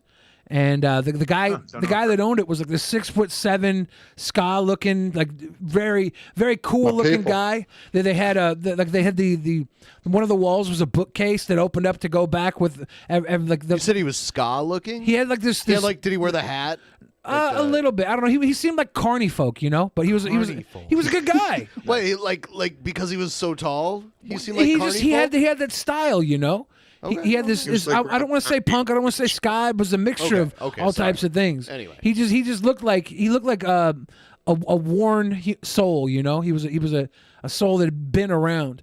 And his restaurant had like all these great drink combinations. They had like all these rare liqueurs and liquors, and the menu would have. You get your steak and they'd prepare it perfectly. Sounds and then good. you pick all the different sides. They'd have these fresh vegetables. They had a little corner that had like a deli in it, like that you could buy sausages and meat cuts from in the restaurant. It was like just a really wholesome, beautiful place. The charcuterie boards were always you're killing me. It was man. always on point. It was just a great place. What are you trying to do? The charcuterie board broke him. It was a great place, but it was like it was upscale, right? Like, but it was also a little dirty at the same time. It was fancy and it was dirty. It wasn't the type of fancy where you feel like out of place if you weren't in a suit and tie. But the meal was like 1,000 times better than you get at a suit and tie place. It had heart, you know, and it's gone now, and it hurts my feelings. Because it was just such a beautiful try place. going to the theater anymore, but we really try to go out to eat together as a family all the time. And it's just, no matter how good or bad or whatever the restaurant is, they're all limited. I'm going, when all these restrictions are lifted, are we just culturally going to keep ordering food online, or will we come roaring back into restaurants and packing those places out and having them innovate? Yeah, that'll be interesting. We're gonna need to. I think a lot of places are gonna become destination events, though. Like the malls right now are being recurated to have like the new mall, or the mall that was in my area. It's one of the oldest malls in America, and it's in my neighborhood. And they're redoing it with 3 hockey rinks. They have one hockey rink that is for a lot of hockey rinks for the Seattle Kraken to play at their practice rink. It's their like practice rink. There's another rink for I think local players. Sorry, nobody's going to call him and saying Kraken. We're all just gonna let that go? Kraken. We're all good with that. He says words wrong all I've the time. consistently and then mispronounced. when I bring it up, he's like, things, man. When I bring it up, he's like, "Oh, you're autistic. That's why you're correcting me." So I just want to bring up that he lucky thinks guess, you guys are autistic Yeah, too. Because Scott is autistic too. He's gonna murder with his sword. Yeah, sword. Yeah, sword. He's like that little kid that just wouldn't learn. He had to go to the speech van that was parked outside of the high school. I was a whackened in the middle of the night. Whackened. I was a whackened in the middle of the night. I don't know if I would say that, but yeah, it's stuff like that all the time. I don't know. I get bored, and okay, so 3 hockey rinks, go. It's 3 skating rinks. So I think there's 2 hockey rinks and then a public skate rink, and then it's like the whole mall is becoming a place for people to go to visit, and it's not just to shop, you know, because they can buy everything online, but you can't go skating online. So I think that's the future. The restaurants are going to be a lot more activities. Yeah, they're going to be putting places here. It's going to be more Dave and Buster's. Well, stuff like that. It's stuff like that. More bowling alleys. They're going to try and attract you to these places because you can't go anywhere else to get the full experience. Yeah. What was that, Jack? I was saying that you can skate online. You just have to Google search it, and there's probably some app you can use.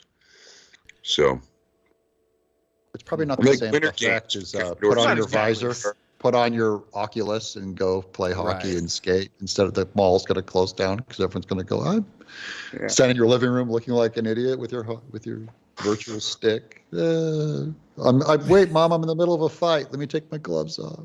Use it as a convenient excuse to punch your kids. Yeah, you can swing it all around. You know, there's this I video. never need an excuse to punch my kids. There's this hilarious video that we've watched a bunch of times where this mom is trying out VR, and her kid gets right in front of her as soon as she's throwing a right hook, and just clocks this kid right in the head. Oh no! It's hilarious. Nice. It's one of the funniest things I've ever seen in my life.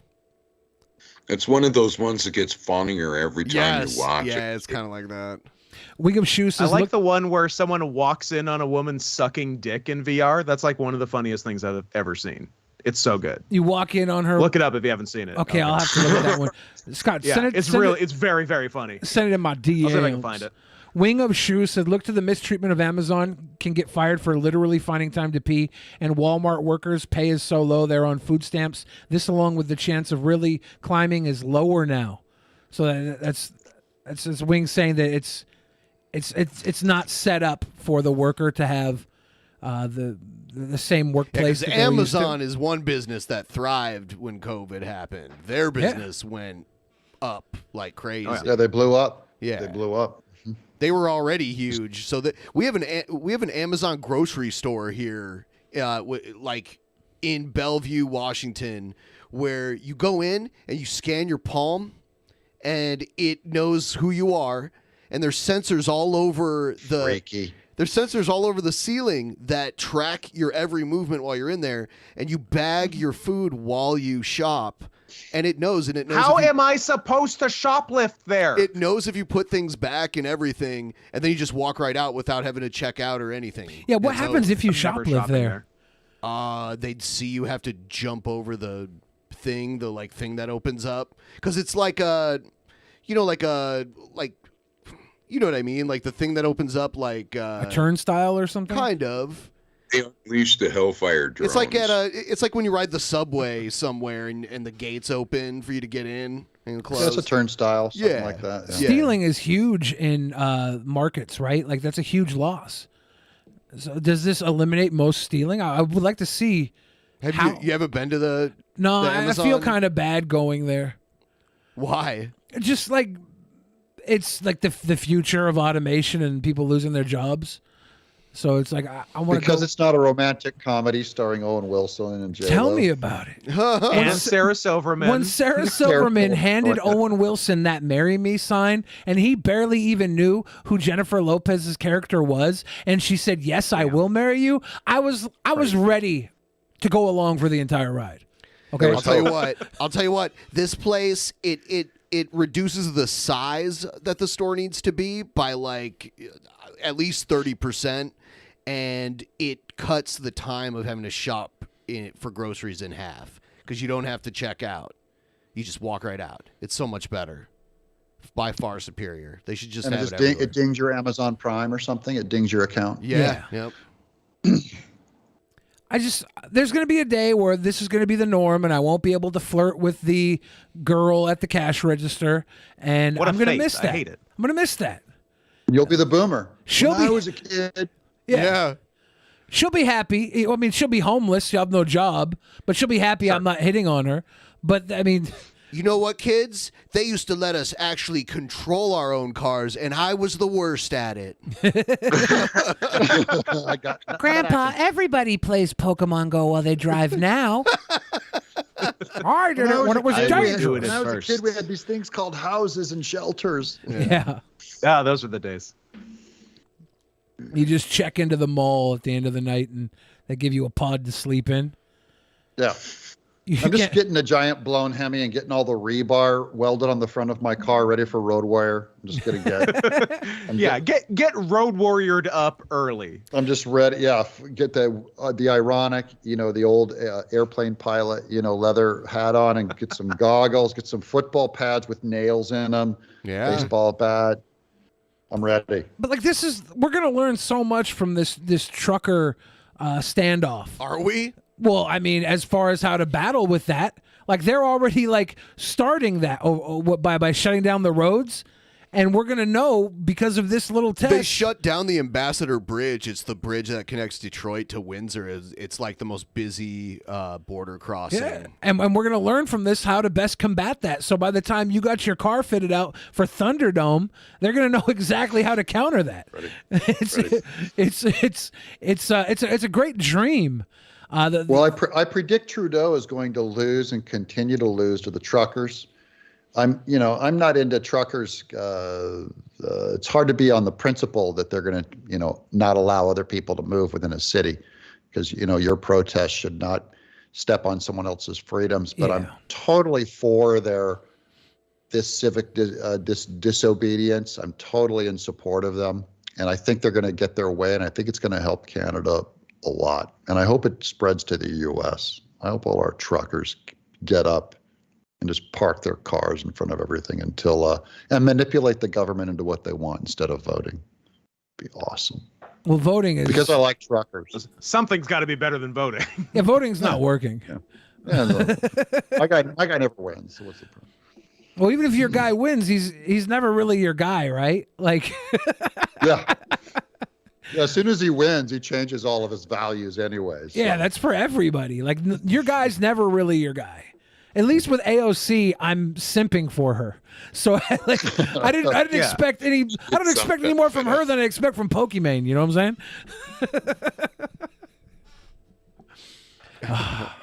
But I liked Andrew Yang's platform. Everyone gets $1 million and a Gundam. I mean that I can get behind. Yeah, I wonder how long until we can all have Gundams. Pretty soon. I mean, you could have them right now if you join the Yang Gang, but you blew it, so now you don't get them. No, I was Yang Gang. I got the hat. I got the hat and shirt. Yeah, he went to what? Okay. He went to a Yang. Make America Yang again. He went to a Make Yang America rally. Chinese again. Billy went to a Yang rally. What could possibly go wrong? That's bad bad branding. He should change his name to Smith. I don't know. It's the future. The Yang Gang 3020. I saw Blade Runner. 3020. I saw Blade Runner. You saw the streets of Blade Runner. Yep. It was all Asian writing everywhere, and everyone had umbrellas for the acid rain with neon sticks. They knew what was up. Yep. But that's just like the fantasy idea. It usually only comes true when it's something that we adore, right? like the Star Trek comms on our wrist. Like, oh yeah, let's make that come true. But like with the acid umbrellas, we would probably just have like mandates. Like we'd all have to wear like umbrella hats. We didn't adore the acid rain thing so much, so we didn't go with that one. It was not as cool as Star Trek wrist comms. Those wrist comms, man, we love that. The replicator is almost here with 3D printing, yes. And then you have the virtual world, the holodeck going in with the metaverse and all that stuff. If they can like 3D print organic matter really easily, they'll be making organs. That kind of stuff. They are already printing organs. So they have some kind of a mesh that prints a mesh, and then within the mesh they grow the organ tissue. So it's already there. Just imagine when they're going to be able to print up a sex toy, and then you can cook it like a roast when you're done with it. See, you guys, we already know what leads technology, what causes it all. 100%. The majority of advancements of the last 100 years have literally came from the pornography industry or the wrestling industry. Mm-hmm. See? Here we go with wrestling. No, I remember tweeting like 3 years ago that it's going to be really cool what we find out, what we can do with 3D printing technology once we stop printing guns and dildos. So get this, Doug. Not only is Scott Canadian, not only is Scott a professional wrestler, but he is also a furry. All the hits. Oh, good Lord. Well, checking every box, winning bingo. 1 out of 3 ain't bad. Furry, cool. Canadian wrestler, get out of here. Furry. Yeah. So if you're a furry, then how much do you hate your dad? That's my cool. that's my theory on all furries is that all furries hate their fathers. So if Nope. You're good with them? Married parents, good relationship with both, good relationship with each other. Straight white male. I'm a man without a country. I'm a man without a country, furry wise. Okay. I feel like Scott's in that 1% of furries who aren't running from something. Yeah. He's just like in the pocket enjoying the fact that he can have cat fantasies. Yeah, I might peg you. I might peg you as a wrestler. I would never peg you as a furry. So you're representing your counterculture. But you exactly. I'm the punk of furries. I'm a complicated man, and no one understands me but my woman, Shaft style. Sure. I'm a conservative evangelical, but I'm a kick-ass artist, so no one can figure that out. There you go. Yeah. So yeah, that's a tricky one too. Those are the best people, though. I don't know. I like people that don't fit. You're right. In you know what? Their boxes. We are the best people. The best people. Me and Doug, probably the best two people, I would say. If I was to pick two, me and Doug. This is a quality show. You guys just happened to put together in this weird random car wreck a high quality show. I'm very impressed. Thank you. Yeah, it always good shows happen in spite of themselves. Like, wow, there's no reason this should have ever been half decent, but here we are. It's going all right. And if you're a quality show, that probably puts you in the top 0.0111% of YouTube already of what's being played right now. So you're good. The design of Drunken Peasants was put together so that it could go on no matter how drunk or high you were while you were putting it on. Yes. Like it would be able to just work. And we're coming up on episode 1000. Yes. And a week from today. And sometimes we are very drunk or very high, and this show keeps going on. Yeah. I don't understand it. I don't get it. Yeah, and I do want to say, they closed all the restaurants, but they kept the weed stores open. Essential businesses. Yeah. Of course. Yeah. One thing that was funny about weed stores in the province of Quebec, they were getting a little slipping on the vax numbers, so they required a vax to get into liquor and weed stores, and vaccinations quintupled that week. Oh yeah, yeah, that was still required here for sure. I'm still pure blood. Won't get it. Oh, check you out. Not gonna touch it. Don't wear a mask. I don't wear a mask. I'm not telling people what to do. Yeah. Do you go outside a lot without a mask on? Oh, always. Are you still in Tennessee though? Like, isn't that kind of like welcome down there? Well, I mean, even when the plague was big, I'd go out in public, and I've had 3 people with COVID. They stay we have a basement house where if people want to be quarantined, they can come here and live with us in our basement. We offer it to friends. So sometimes they're sick as a dog. They got to isolate from the community. They go down to the basement, and I bring food down there and take their laundry up and talk to them. And I don't wash my hands. I can't get it. I wonder if he has that Trumpster Bob superpower, the same one. Probably. Trumpster Bob just pees out all the viruses that he Probably. gets. I just won't. I don't touch. I'm not. When Omicron came around, I was going like, that's the one I want to get. And so my son got it. That one seems okay. Yeah. I was hanging down. Yeah, I was hanging down. Well, that's the one that if you're going to get one, that's the one I wanted. Yeah, that's the one. I was trying to hang with my son a lot. I'd drink out of his water bottle and nothing. Rip off. You might have had it and had no symptoms.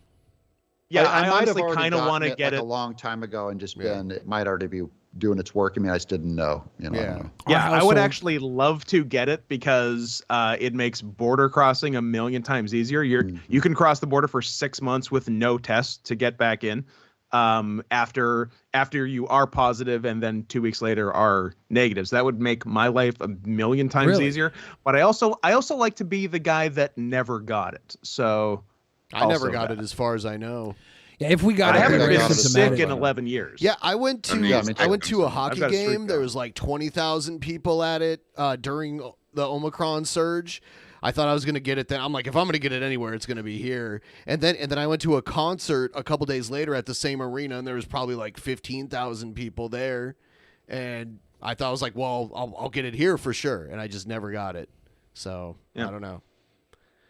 Yeah.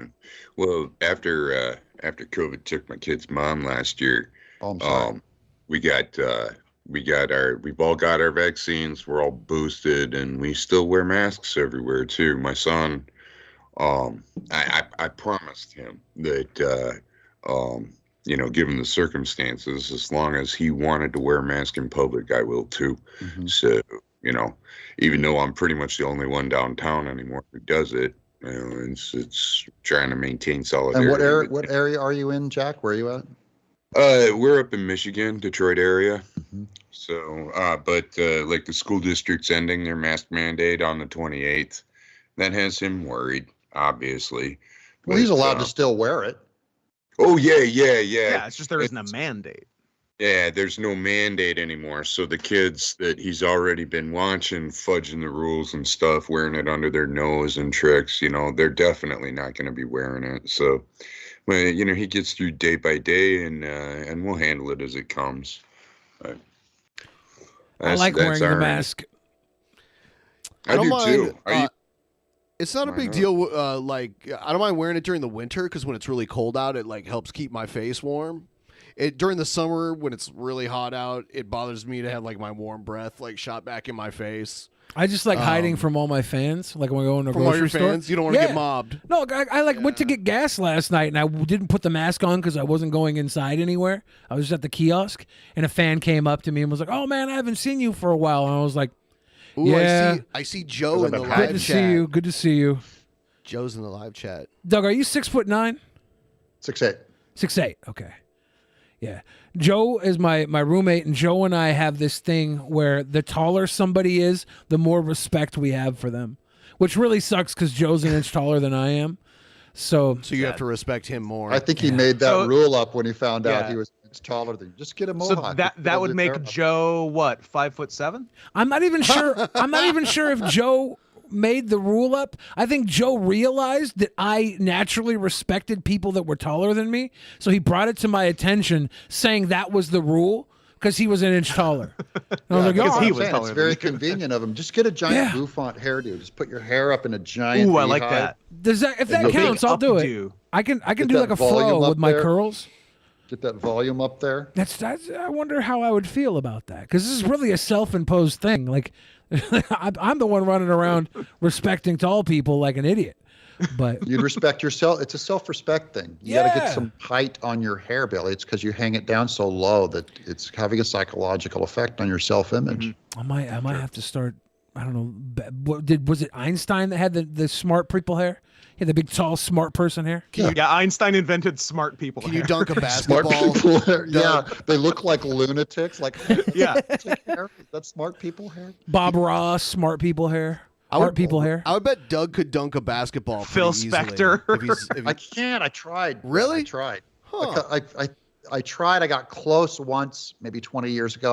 I don't have the vertical jump at all. And I've played a lot of basketball with friends, pickup games and stuff. I just can't jump. I don't have the height. White men, As I wasn't going to say a white man thing. Way to tell. Totally 100% racist joke right now. He just told it against me being a white man, implying that I can't jump because of my skin color. How dare you? I can't jump. It's because everyone knows we can't jump. But I can dance. Okay, now that's even worse.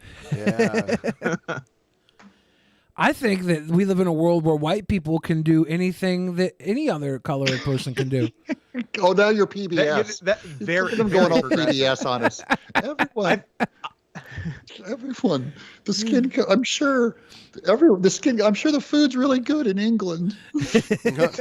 It's Indian food in England. That's what curry they is their number one takeout, right? Yeah, well, it better be because native English food is horrifying. Oh yeah, I've been there. British cooking, there might be nothing worse. Yeah, as much as I don't like Indian food, but I do like curry. I do like some curried chicken and stuff. I don't like all the stewed vegetables and stuff like that. Some of it is like stewed socks. But even then, I would think it's a definite plus to think that Indian food is taking over England. Massive improvement. But it's only because the Indian the stock food there. The British food is not reasonable, right? You have fish and chips. That's English the most breakfast. That's the most reasonable thing. Is you get a newspaper full of fish and chips. English like that. breakfast. You like English breakfast? You can't. No, you can't do pork and beans. Get your fucking beans out of my breakfast. English on pork and toast. beans, English that- breakfast. Get out of here. English breakfast is waking up and taking a food challenge. That's what it is. Because it's like 6 courses. Yeah. Here's 14 different things for breakfast. Blood Eat it. pudding. Blood pudding. Ugh. Disgusting. Blood sausage. I've never had a proper English breakfast, and I will never have one until the day after I kill a man in, I don't know, Liverpool. I'll wake up the next morning, have a full English breakfast. And then there's there's Yorkshire puddings. That's another English thing. It's literally flour and water. It has 2 ingredients. Yeah, But those are at least kind of gooey in the middle. They're fine. They're innocent. For breakfast, you cook an egg. Okay, it's a cooked egg, so you can't go too wrong with an egg. It's an egg. Here's the other side, though, of the unreasonable British food is beef Wellington, right? Yeah. It's unreasonable to do that much work. That is delicious into stuff. a piece But of it's steak. very nice. But it's very nice, right? Everything is either for the queen or for the peasants. And when it's for the peasants, it's like you wake up the day and you eat so much food that you won't eat again for a week. Peasant. That's your English breakfast. Oh, I like shepherd's pie. Shepherd's pie. Shepherd's pie is great, yeah. Delicious. Also for the peasants. Like, we're gonna make a big flop of layers and scoop that up. If there's 9 people coming over or 3 people coming over, you're gonna cut that shepherd's pie. This is gonna be the same size no matter what. It's you're gonna have in ninths or in thirds. Yeah. They don't care. A shepherd's pie serves 30, and whoever comes to dinner comes to dinner. Yeah, one shepherd's pie serves 3 to 30 people. Exactly. Yeah. I feel like we left the whole franchise on the table with White Men Can't Jump. I think we could have had we could have had Asian people can't drive. We could have had white women can't stop fucking dogs. We could have I mean it's crazy they only made one. Black man can't do no wrong. Was that racist? That was racist. Boom. We're going to hell. You know what? You We're going scared to me hell. with the first one. What's with this? We're going to hell. I was trying to think of one that I could say, and then Black men can do no wrong. All the white guys just going like, I got a great black joke. Black guys can do no wrong. Exactly. Can I stay on? Yeah, and it's still my job. It's still Don't the smash edgy me joke. at my score. It's still the edgier joke. Damn it! I'm trying, guys. Can't do the right thing. Yeah. A black guy, a white guy, and an Asian guy walk into a bar. And the white guy just did everything wrong. What a piece of shit that white guy was. that guy's just what a whore, what an ass. That's my favorite thing about picking on white people. Like, almost all of them are miserable. And Twitch was banning people for saying cracker. Yeah. Yeah. That's Twitch is that was very funny. What? Twitch is equal opportunity. That's a real thing. Yeah. They're equal opportunity. They say no slurs. Honky is one of my favorite words in the whole world. Not on Twitch. love when Great people word. call me honky. Listen, honky. Yeah.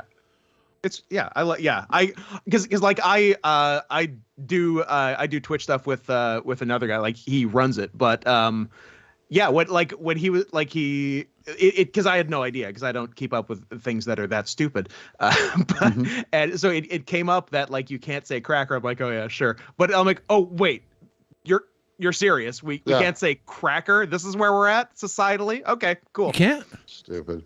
Yeah, don't do me any favors. Everyone can call me a cracker. It's fine. I am a cracker. I am a cracker. It's only fair. Nobody can call me. It's the old Louis C.K. joke. Oh, you remind me of owning land and people. Shucks. Most white people don't even have a history of people who had land. Like, most people. I don't even have poor. slaves anymore, so I'm not offended by it. I haven't had slaves since 2014. That's how woke I am. You have to go so far back in my family tree to find somebody who had land, and like that person. You'd have to go so far back in this decade to find any slave owners in my family. All my family that owned land at one point had it taken away by some other rich person. By Native Americans. Very, very rich, and I think all my white guilt should be paid for by that guy. He could cover the tab on my white guilt. Where's my reparations? It's weird how in video games, how quickly we go to slavery, though. Like, all those massive multiplayers, a guy would have a mule character. It was just a slave. So is it immoral to have a virtual slave? Like, are you allowed to totally go full-blown auction block in the metaverse? They kind of explore that in Star Trek episodes a long time ago, where the AI gets so advanced it's like a human being thinking, or even smarter, even more intelligent than a human. Yeah, Hugh, the Borg was named Hugh, and that was one of them. One of the holographic, and then there was Data, and then there was like the holographic doctor. He gained like sentience too. So they gave them like human rights. Does a virtual man and human rights 2.0, does a virtual man get the same rights if he has consciousness, if he has self-awareness? Oh man. No. Next question. So why can you do whatever you want with a waifu or whatever in a metaverse? Why are you allowed to do whatever you want? Exactly. No, I'm all for no rights across the board. but like if somebody has enough disposable income to spend $10,000 and convince somebody to have sex with them with this $10,000, where because this person is so desolate and needing of money in our system, is that not the same thing as slavery? Buying somebody for money? Like they need this money to survive, right? Like what I'm saying is the morality from the person performing the act. For instance, if everyone's all into, I'm going to make a robot, I'm going to make a robot girl, and you know what's going to happen. And then, but what if some white guy said, I'm going to make a black robot and I'm going to own him, I'm going to tell him what to do all day? I go, hey, that's immoral. First of all, I make that guy my best friend, and then second of all, I'm just saying, why is anything you do to this little girl robot okay, but then what you do to the black man robot is not okay? What does it say about morality? Well, I think it's what the owner does is where we get the morality from. I think it's pretty obvious that we value people who take advantage of little girls more than we value people who take advantage of race. We do. Well, we like Jeffrey so much Epstein anime more than NBA team owners. NBA team owners. Oh my God! I don't like having these deep conversations. I like Me too. I like being the guy that's on the edge when we have like a liberal person. So I can play the edge over here, and the liberal person will be like the safety net. But Doug's over here, like I'm like, now I have to play liberal, and I forgot what that's like. I'm like, I know it is weird. Yeah, it does feel weird. I'm like shit. And the liberal brand is tarnished over the last year a little bit. When you see a liberal in office, you kind of go, if that's your guy, hooray for us, I guess. It's not like Biden is not a win for anybody who is progressive. I mean, liberalism doesn't exist in the United States. Like your left party is more right than any right party in any other country in the Western world. So if I'm on the right, what does that make me, Scott? That makes you a good old-fashioned fascist, my friend. I'm very the needle the right. But yet, is fascism a word or is it what we do? Because I want to know what I do that is fascism. I was going to say, I haven't seen you do a lot of fascist stuff, so I think you're fascist. Do a fascism. Do a fascism. Go. Do it right now. Go. Here goes. I'm going to let me do my best fascism thing. Listen, all you people. But I'm saying, so Trudeau's a man of the left. Is he more fascistic, or who is more fascistic than Trudeau? Yeah, I mean, within our countries. If fascism is a right wing thing, and he's left wing. Yeah, I'm right wing. I'm saying, but he's going left wing fascism, which is my favorite kind. Yeah. He can also I'm not going to take GoFundMe money and go and give it to my favorite charities. I'm going to give it to, pro-life charities and things. When it was given to this guy, I'm not going to say, hey, you guys raised $10 million for the wrong thing. That's what a fascist does. And it's what a liberal did. He also has no term limits. He's a renegade liberal. No, I think he's consistent. He could run over and over again. He could be the new emperor of Canada. Hey, he's been elected 3 times already. He's a 3-time champ. He's going for 4, baby. I know, and that's after he put on blackface. I'm just saying. I mean, blackface got him the first win, and it's been nothing but W's since then. He's the most. Can't I'm stop. telling you, man. Okay, let me tell you. Here's why the blackface ended up positive and not a negative, which is not a sentence you hear very often. Okay, if he had just done like stereotypical, like if you picture blackface, it's that. He didn't do that. He went full blackface, full costume. He did his hands. At the end of the day, it was just a good costume. It wasn't blackface. I mean, it was blackface, but it was a commitment that few people do, and that's why he's a 3-time champion.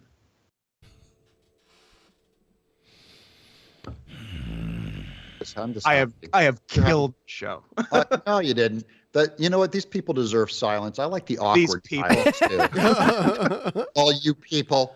I like the awkward silence. I like punishing them with just a cold, clammy wet blanket. I love disciplining the audience. Makes them appreciate the content more when it does happen. Yeah, give them some it breathing could just room. be this. So get excited when we're talking about something. Yeah. Scott, you're a proud Canadian. I'm one of those two things. You did your civic duty this weekend. I did my civic duty this weekend. Yeah. That's, you know what? If you've been working on that the whole show, worth it. That was nice. I just I wanted to wait and bring it all back. Well, I knew we were gonna have a moment of downtime, and I'm like, I'm gonna hit him with that civic duty. No, I got one in the chamber. I can't fucking wait. I'm gonna do it. I want to do He it. wrote that one down on a post. Put that on a post-it next to his screen. Right here. Where I got my red Sharpie and my civic duty joke. Civic duty to get Scott in a down point. They're gonna think you're a genius. A super genius. I mean, it's a double pun. It's pretty nice. Both words work.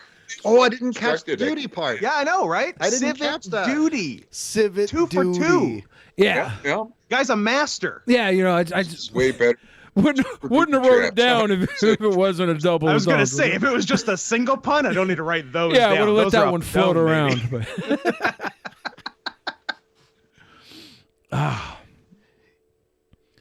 Yeah, so I don't think we'll do a post show tonight, so we'll probably just go like another half hour. Doug, you can stay however much longer you want to. I know it's later there. I'll wrap it up in a minute. Yeah, it's like 10 p.m. Yeah. And I'm old. Yeah. What are you in Central Time? Yeah, I'm in Tennessee on Central Time. Nice. Franklin, Tennessee. That's right. I know time zones. I'm sorry. That was my flex. I was gonna see. There's this clock. There's this world's clock. Scott, in Canada, do they teach you about Zachary Cloutier from Quebec? Doesn't ring a bell, actually. Sounds like he was a French carpenter. He died in the 1600s. He was he was on record. Okay, if you look at him, So excited where this is going. I believe he married a girl around like I don't know the 1600s.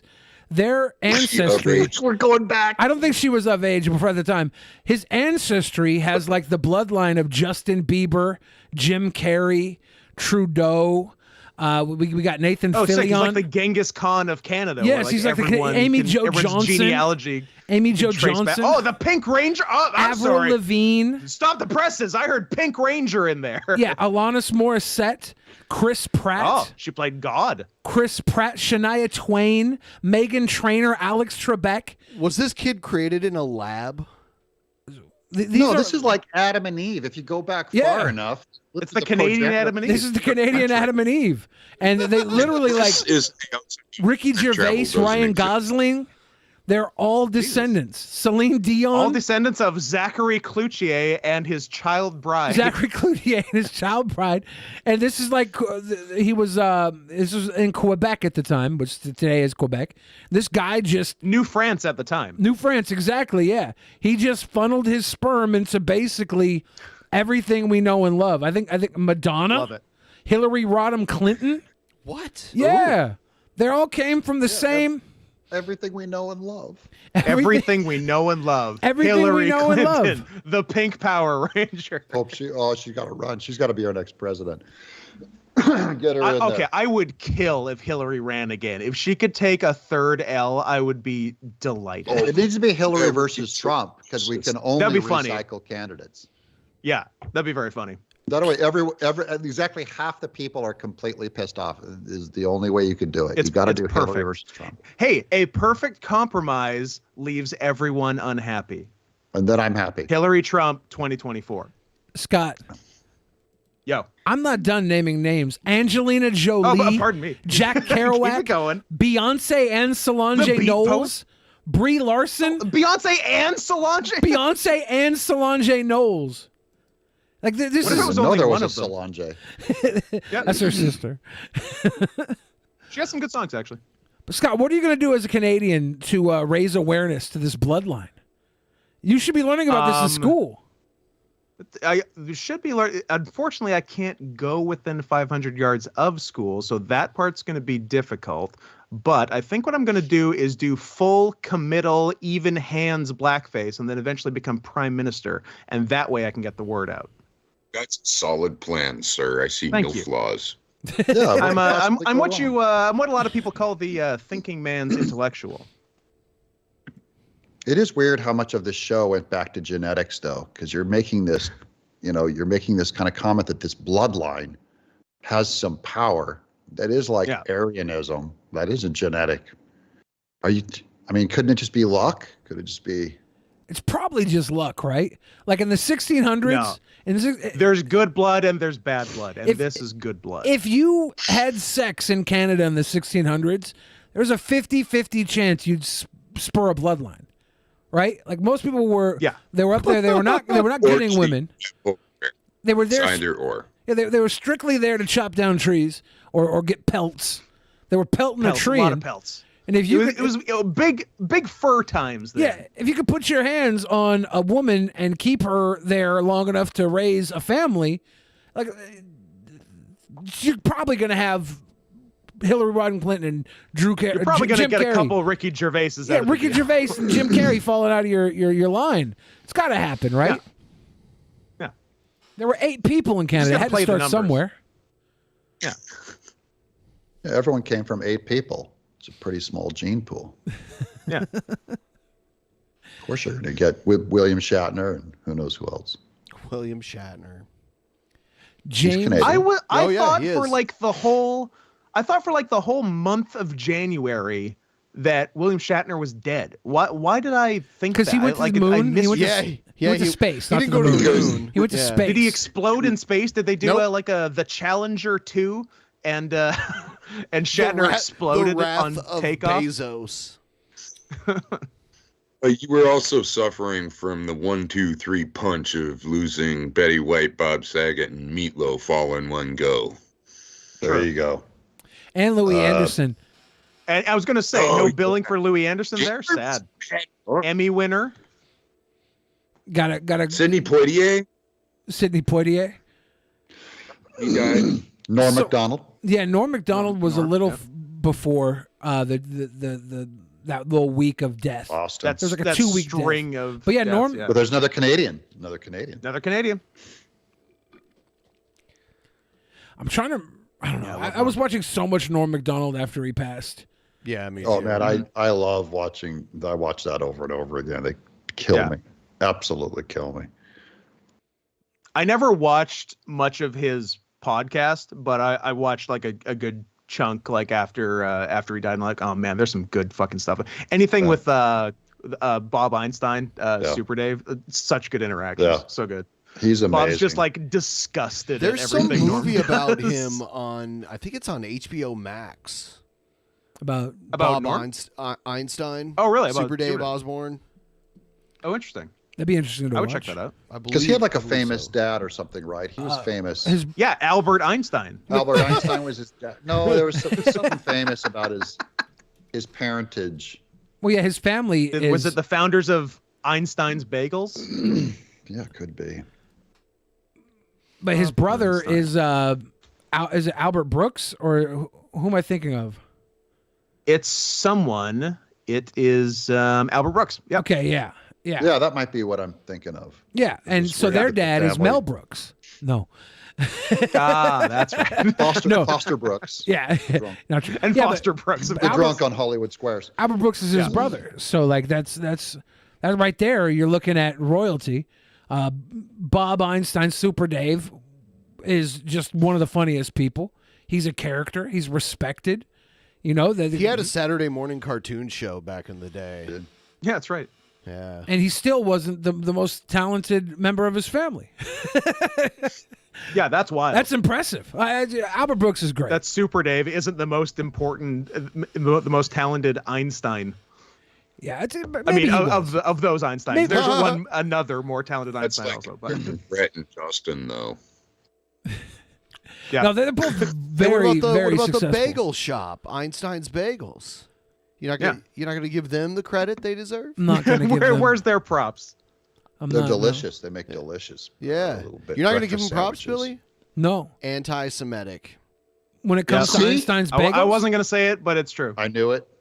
When it comes to Einstein's bagels, yes, I knew it. Wow. Yeah. Yeah, it has Billy, nothing to do. why? It has nothing to do with anything but the fact that I'm a. Oh, of course not. I'm a Of donut course guy. It doesn't. I'm a donut guy.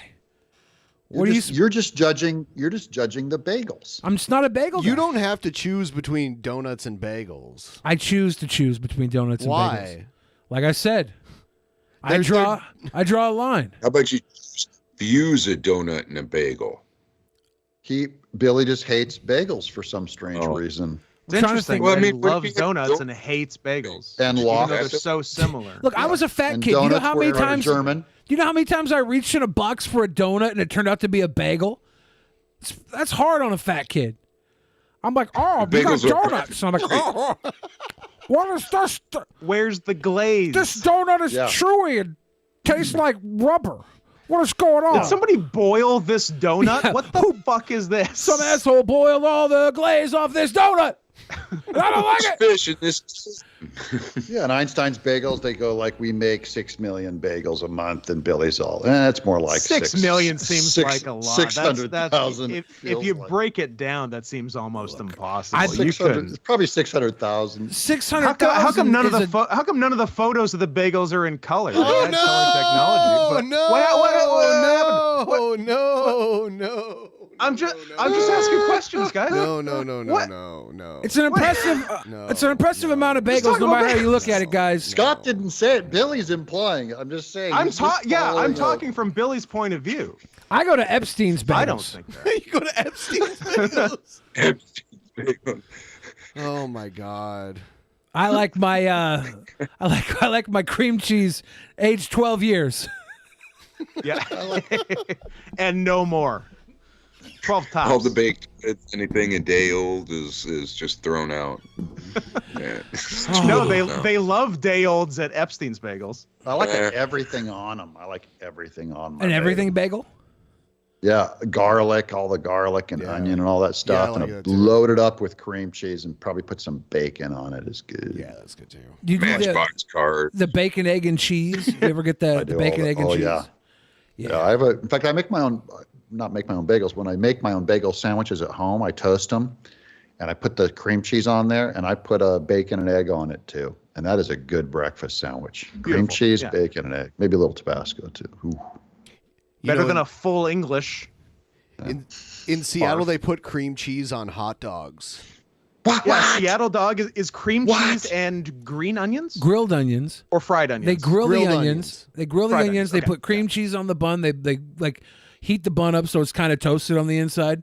Slather it with cream cheese. Throw the onions on. Put the dog on, and then you can add like whatever you like on top of it. They have usually. I gotta try it. What sounds weird, but pretty nice actually. It's pretty nice. nice. What condiment do you put on it with cream cheese and onions? Do you put mustard on it still? You Well, can, yeah. I put ketchup, but I feel like I'm going to get yelled at well, for that. they Yeah, usually I'm yelling at you all already. the places. Yeah, I all the figured, places downtown will have ketchup, mustard, sriracha, and barbecue sauce.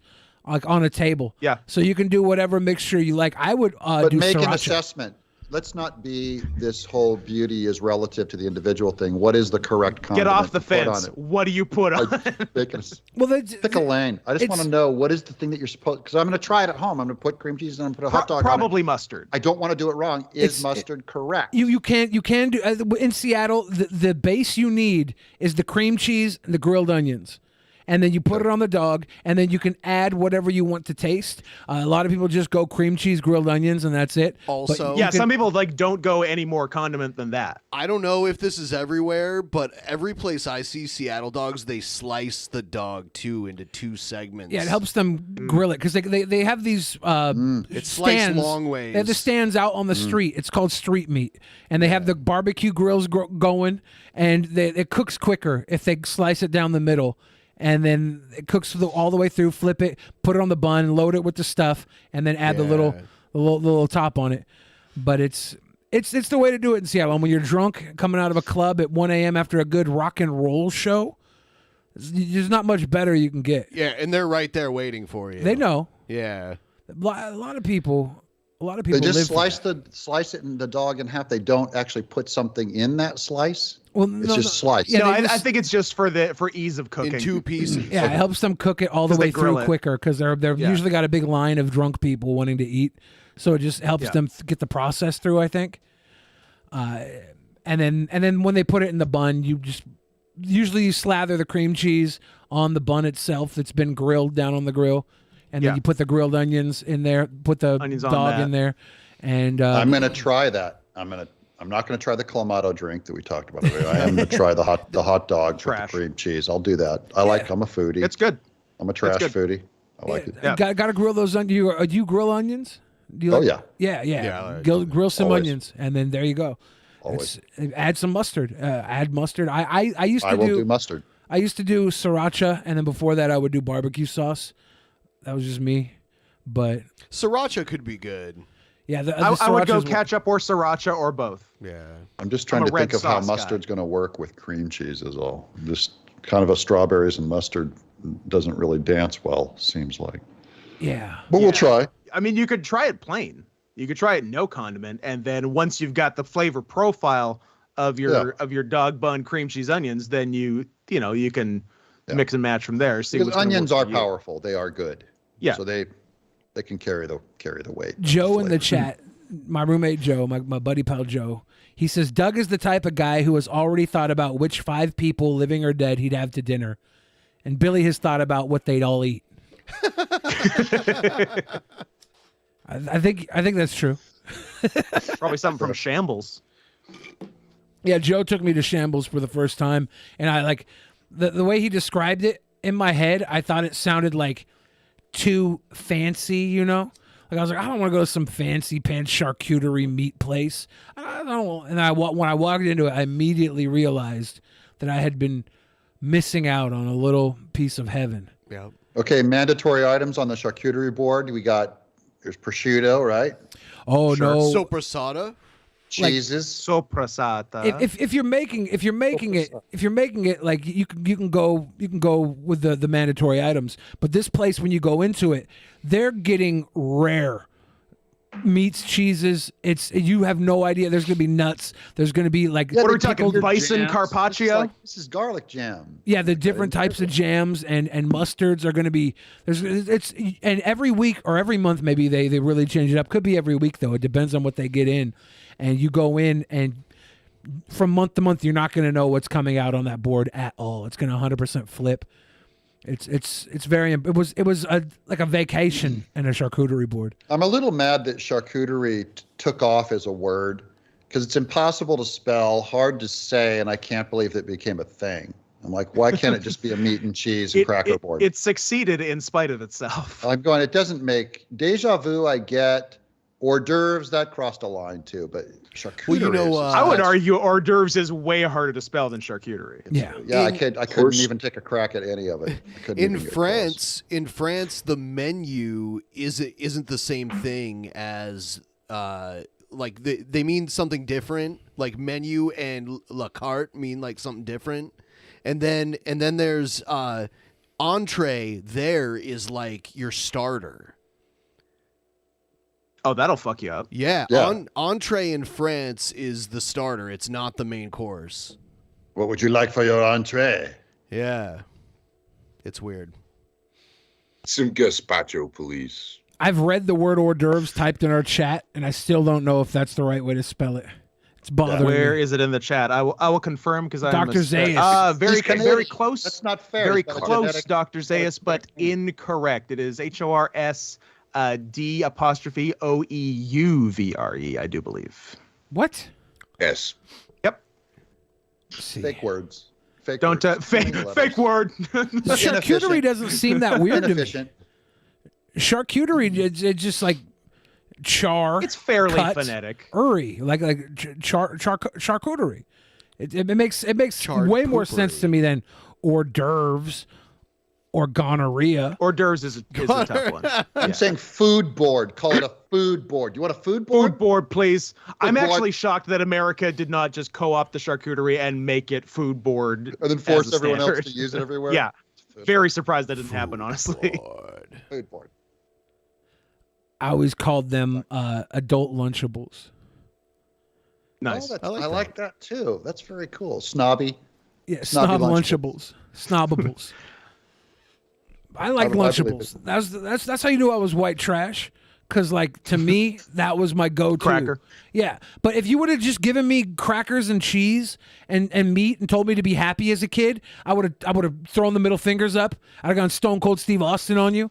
It would have been hard. I would be like, I don't know I'd eaten this. But you put it in a stupid package and call it a Lunchable, and I'm like, oh, yeah. Now you're talking. I got a Lunchable today, guys. Sorry. Okay, I don't get the Shit pizza with me. Lunchables because I'm not eating a cold pizza. So the pizza Lunchables crosses a line for me. That's another out. one. Yeah. I never did a pizza Lunchable. I don't. Yeah, that's gross, right? I might have had one or two in my life because I am desperately fat, but Did you ever have? never liked them. Did you ever have the Capri Sun where the straw just wouldn't poke the hole? Yeah. I've had That's Ben's way of asking if you were ever developmentally disabled like he was, apparently. No, I've had a lot of Capri Suns. How straws go? It was like a limp straw that it just didn't have the edge. They make to pills for that, Ben. Me and my friends. It's not common enough to where it's a thing, Ben, but I'm sure it has happened.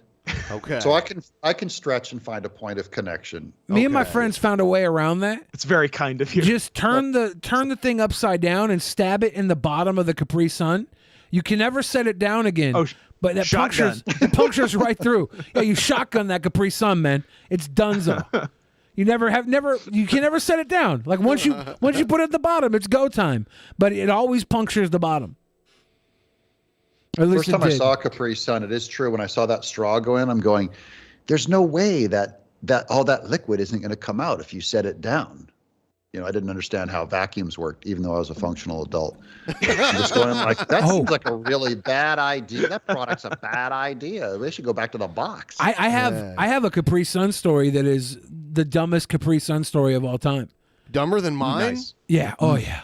Dumber than straw one? Capri Sun store? Oh, when I was 19, maybe somebody brought back a bottle of Everclear from Oregon because they didn't sell it in Washington State. It's like 180 proof, I think. I watched King Cobra drink a bunch of that the other night. Yeah, I had nothing to mix it with, right?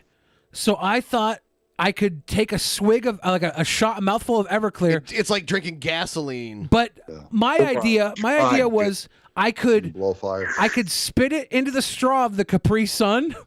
And mix it, use the Capri Sun as a mixer, right? In my head, I'm like, okay. So I took a big swig of Everclear, and I had a half drink of Capri Sun, and I spit the Everclear into the Capri Sun pouch, and it created a squirt gun effect and shot my eyes with the hot Everclear out of the straw. And after I did it, I immediately knew how stupid I was. Yeah, because my eyes are getting sprayed with Everclear. I'm burning my face, and I'm like, okay, that makes sense. I just blew a bunch of air. I created like the reverse vacuum effect into the Capri Sun with the Everclear and fucked my face up with burning hot alcohol. It was so dumb. In hindsight, I see my error. The second I got splashed in the face with burning, I was like, okay, this is my fault. This was like the end of Raiders of the Lost Ark. Yeah, this was the dumbest thing. But I had to do it. I gotta go to bed. For sure, Doug. Thank you for hanging with us. Appreciate the conversation. You guys are so generous for having me on. And Scott, it was so great to meet you and hang with you. And too, Doug. You too, Jackpot. Nice Appreciate it. I just followed you on Twitter, so if you care to enjoy more of my bullshit, you can do the same. I will definitely follow you back, but I will definitely piss you off. So it's cool. Just as long as nice. As long as we're all cool, we're all on the same planet, And having it's- fun with the Canadian furry wrestlers. We're all just different kinds of fascists. It's great. We're talking eternalclay.com. That's Klay. Eternal Clay. Klay. Yeah, Eternal Clay. It's on OpenSea is where my NFTs are sold. But if you want to, there is a website there, eternalclay.com. Okay, Klay. Eternal Clay on OpenSea with Doug TenNaple. Everybody, everybody, thank Grab you. an NFT. Thank you, Doug. God bless you guys. I'll talk to you guys later. Yes. Thank you. Have a good night. Good night. Thanks, Doug. Good to meet you. Boop, boop, boop. All right. We did it. Back. Scott. Now we could say the real things we were thinking about. We were holding back. No, because normally we've argued with him the whole time we've had him on, so it was nice to really? just talk to him. We, Yeah. we usually have somebody who is like a counter Like opinion. Vosh. Yeah. We had Destiny on once, too. Yeah, so it gets really heavy a lot of the times. But Doug is a interesting guy that's done a lot, done a lot in this world. A lot of art, a lot of product. His art actually like getting produced and put out in the world to the point where it's a part of a lot of people's culture at this point. Earthworm Jim resonates with people. Oh man, he did this new series for Earthworm Jim. Remember, and he it was something where he crowdfunded this crazy amount to produce this comic book. It was pretty awesome. He started crowdfunding his projects, and he was putting out some beautiful work, like these thick books, compendiums of the stories. They were just really quality Didn't you get stuff. something from Yeah, him? he sent me a package, and it had 16 or 17 different pieces in it, a couple books, a bunch of posters, art book. It was cool. It was really cool. He's done a lot of those over the years, and then now he's working with the NFT stuff, making the best money in the shortest amount of sick time. bank, so good for him. Yeah. Dot Executable says, Scott, you should commission me an animated intro to your wrestling shows. I mean, sure, fucking send me a demo reel, and then I'll find a way to convince you to do it for free.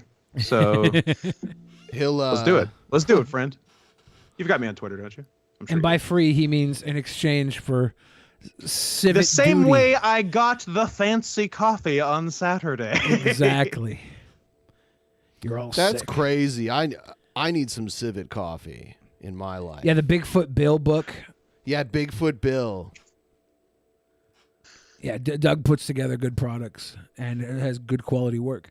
One of my favorite things when he was still streaming on YouTube was just sit and watch him draw his characters. It was very chill, very, very fun stuff. And every once in a while, he would red pill me, and I would go down, and I was there January 6th, and I'm not saying it's Doug's fault, but you know what? Maybe there is a white genocide going on. His channel got like super huge for a second there. Yeah. And then they shut it down. Yeah. Yeah. It was, I don't know. I don't like the censorship of everything, but neither do I. I feel like it's not long before we're going to be victims of this, like everybody. You're not going to be able to have anything that's counterculture, right?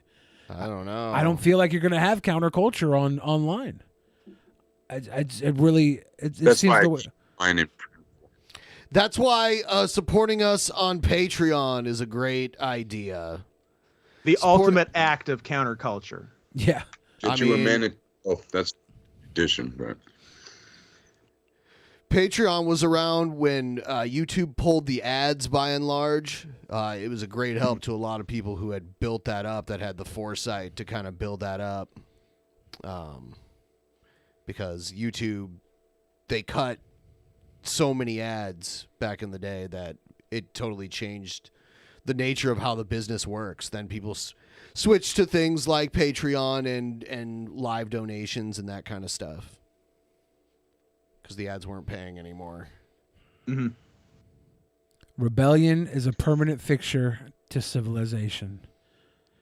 Except you spelled two wrong, so you look stupid. Damn it. I also feel like the rebellion has become manufactured. Like there's a pendulum that swings both ways. 3 years ago, I asked if Mercedes Carrera would be banned from the show if convicted. They still haven't started her trial. Is that normal? Can be. It's looking Yeah, it like can be. If she was convicted, why would we want to have her on the show? I don't. I mean, it'd be kind of cool. I don't think so. I've got a few ideas. I wouldn't want her on if she was convicted. Like I'm withholding judgment now, even though it's taken an abnormally long amount of time, and hoping that it's some sort of, that something's wrong and that it's not true. But I'm reserving judgment until it goes to court. But yes, it's been going on. She's been sitting in jail for years, having not actually gone to trial yet. Yeah. The idea that she might not be getting a fair trial is part of the reason why it's taking so long, and the idea that there's no way she's going to get a good response is another reason people have said it might be taking so long, that her lawyer's pushing it out because they're worried about what the outcome's going to be. The evidence is all bad, or the other argument is that it's just the evidence is worked up and she can't get anybody. They're trying to find a lawyer good enough to deal with it. I don't know. It's weird, but it is a hell of a long time. And we're looking at Christine Weston Chandler going on a year for their case. Yep. And they admitted to entering. I was going to say, what kind of trial is it? Is there even going to be a trial, or is it just going to be a guilty plea? I think it's going to be like, my client is too crazy to stand trial, is what it's going to be. Your Honor, have you used the internet in the last 12 years? Then I think we know what we're dealing with here. Ron Jeremy has been in county jail for over a year. Yeah, that's crazy. I think he was convicted though, right? Or was he not? I don't know. Does she even have a lawyer? I think she does have a lawyer. It's probably like a public defender or something. Yeah, every time we look into it's the the same Mercedes case, we haven't found anything new. Yeah, we kind of followed it for every few months we'd look into it, and now it's like, well, it's the same shit. Nothing has changed. Yeah, we still look into it. It's just there's not been any. I think Gavin McInnes interviewed her recently. Really? I think so. I haven't seen that anywhere. On his, someone came into the DP Discord and shared a link to like a clip of it, but it was on his it was behind his paywall, Wow. So I don't know. We gotta knock down those walls. The Gavin McInnes Show with Rich Black and Mercedes Carrera, episode 314. When did that happen? I'm trying to. Because she may have been on there before she went that's to 2017, so it's not. I'm trying to find a new one. Oh my God, Christine Weston Chandler's birthday is February 24th, so the 1000th episode doubles as a CWC birthday party. Very excited. God. I'm currently giving myself a bladder infection. How are we for time? We're probably close to wrapping. Close to wrapping, yeah. Do you want Scott to go pee, or do you want to? Will he go pee and come back? Because he seems like it's against his religion. He's saying. Well, I'm a professional. I never peed during the show. Sometimes it's more difficult than others. Go pee. I'm on the verge, but I got a couple minutes. Are we gonna and end if it's the gonna show? be a couple minutes, I'm fine to hold. I mean, we're just sitting now. Yeah, we talked about we're just sitting. We talked about ending it in a half an hour All ago. right, let's do it. So we might as well call it a wrap, right? Yeah, sure. Hype next week. Great. Hype next week. Yeah, we're coming up on episode 1000. Scott's coming down to be in studio. Adam's coming down. We got Hannibal and Monty coming through. We got Jeff Holiday on the docket. Joe is trying to throw a party Wednesday night at the house with us. If you guys all want to come have a house party for the kids, I don't know if that's going to happen. And then, yeah, and then tomorrow we're doing the private show. Yeah, nice. Good times. Yeah. Everybody, we'll be back again for the private show tomorrow. And then, of course, Saturday will be our regularly scheduled bonus show. And we're basically falling over the line at episode 1000 now. It's so close. So close. Come on, baby. So close. Jackpot, thank you. Good night, everybody. Go pee, Scott.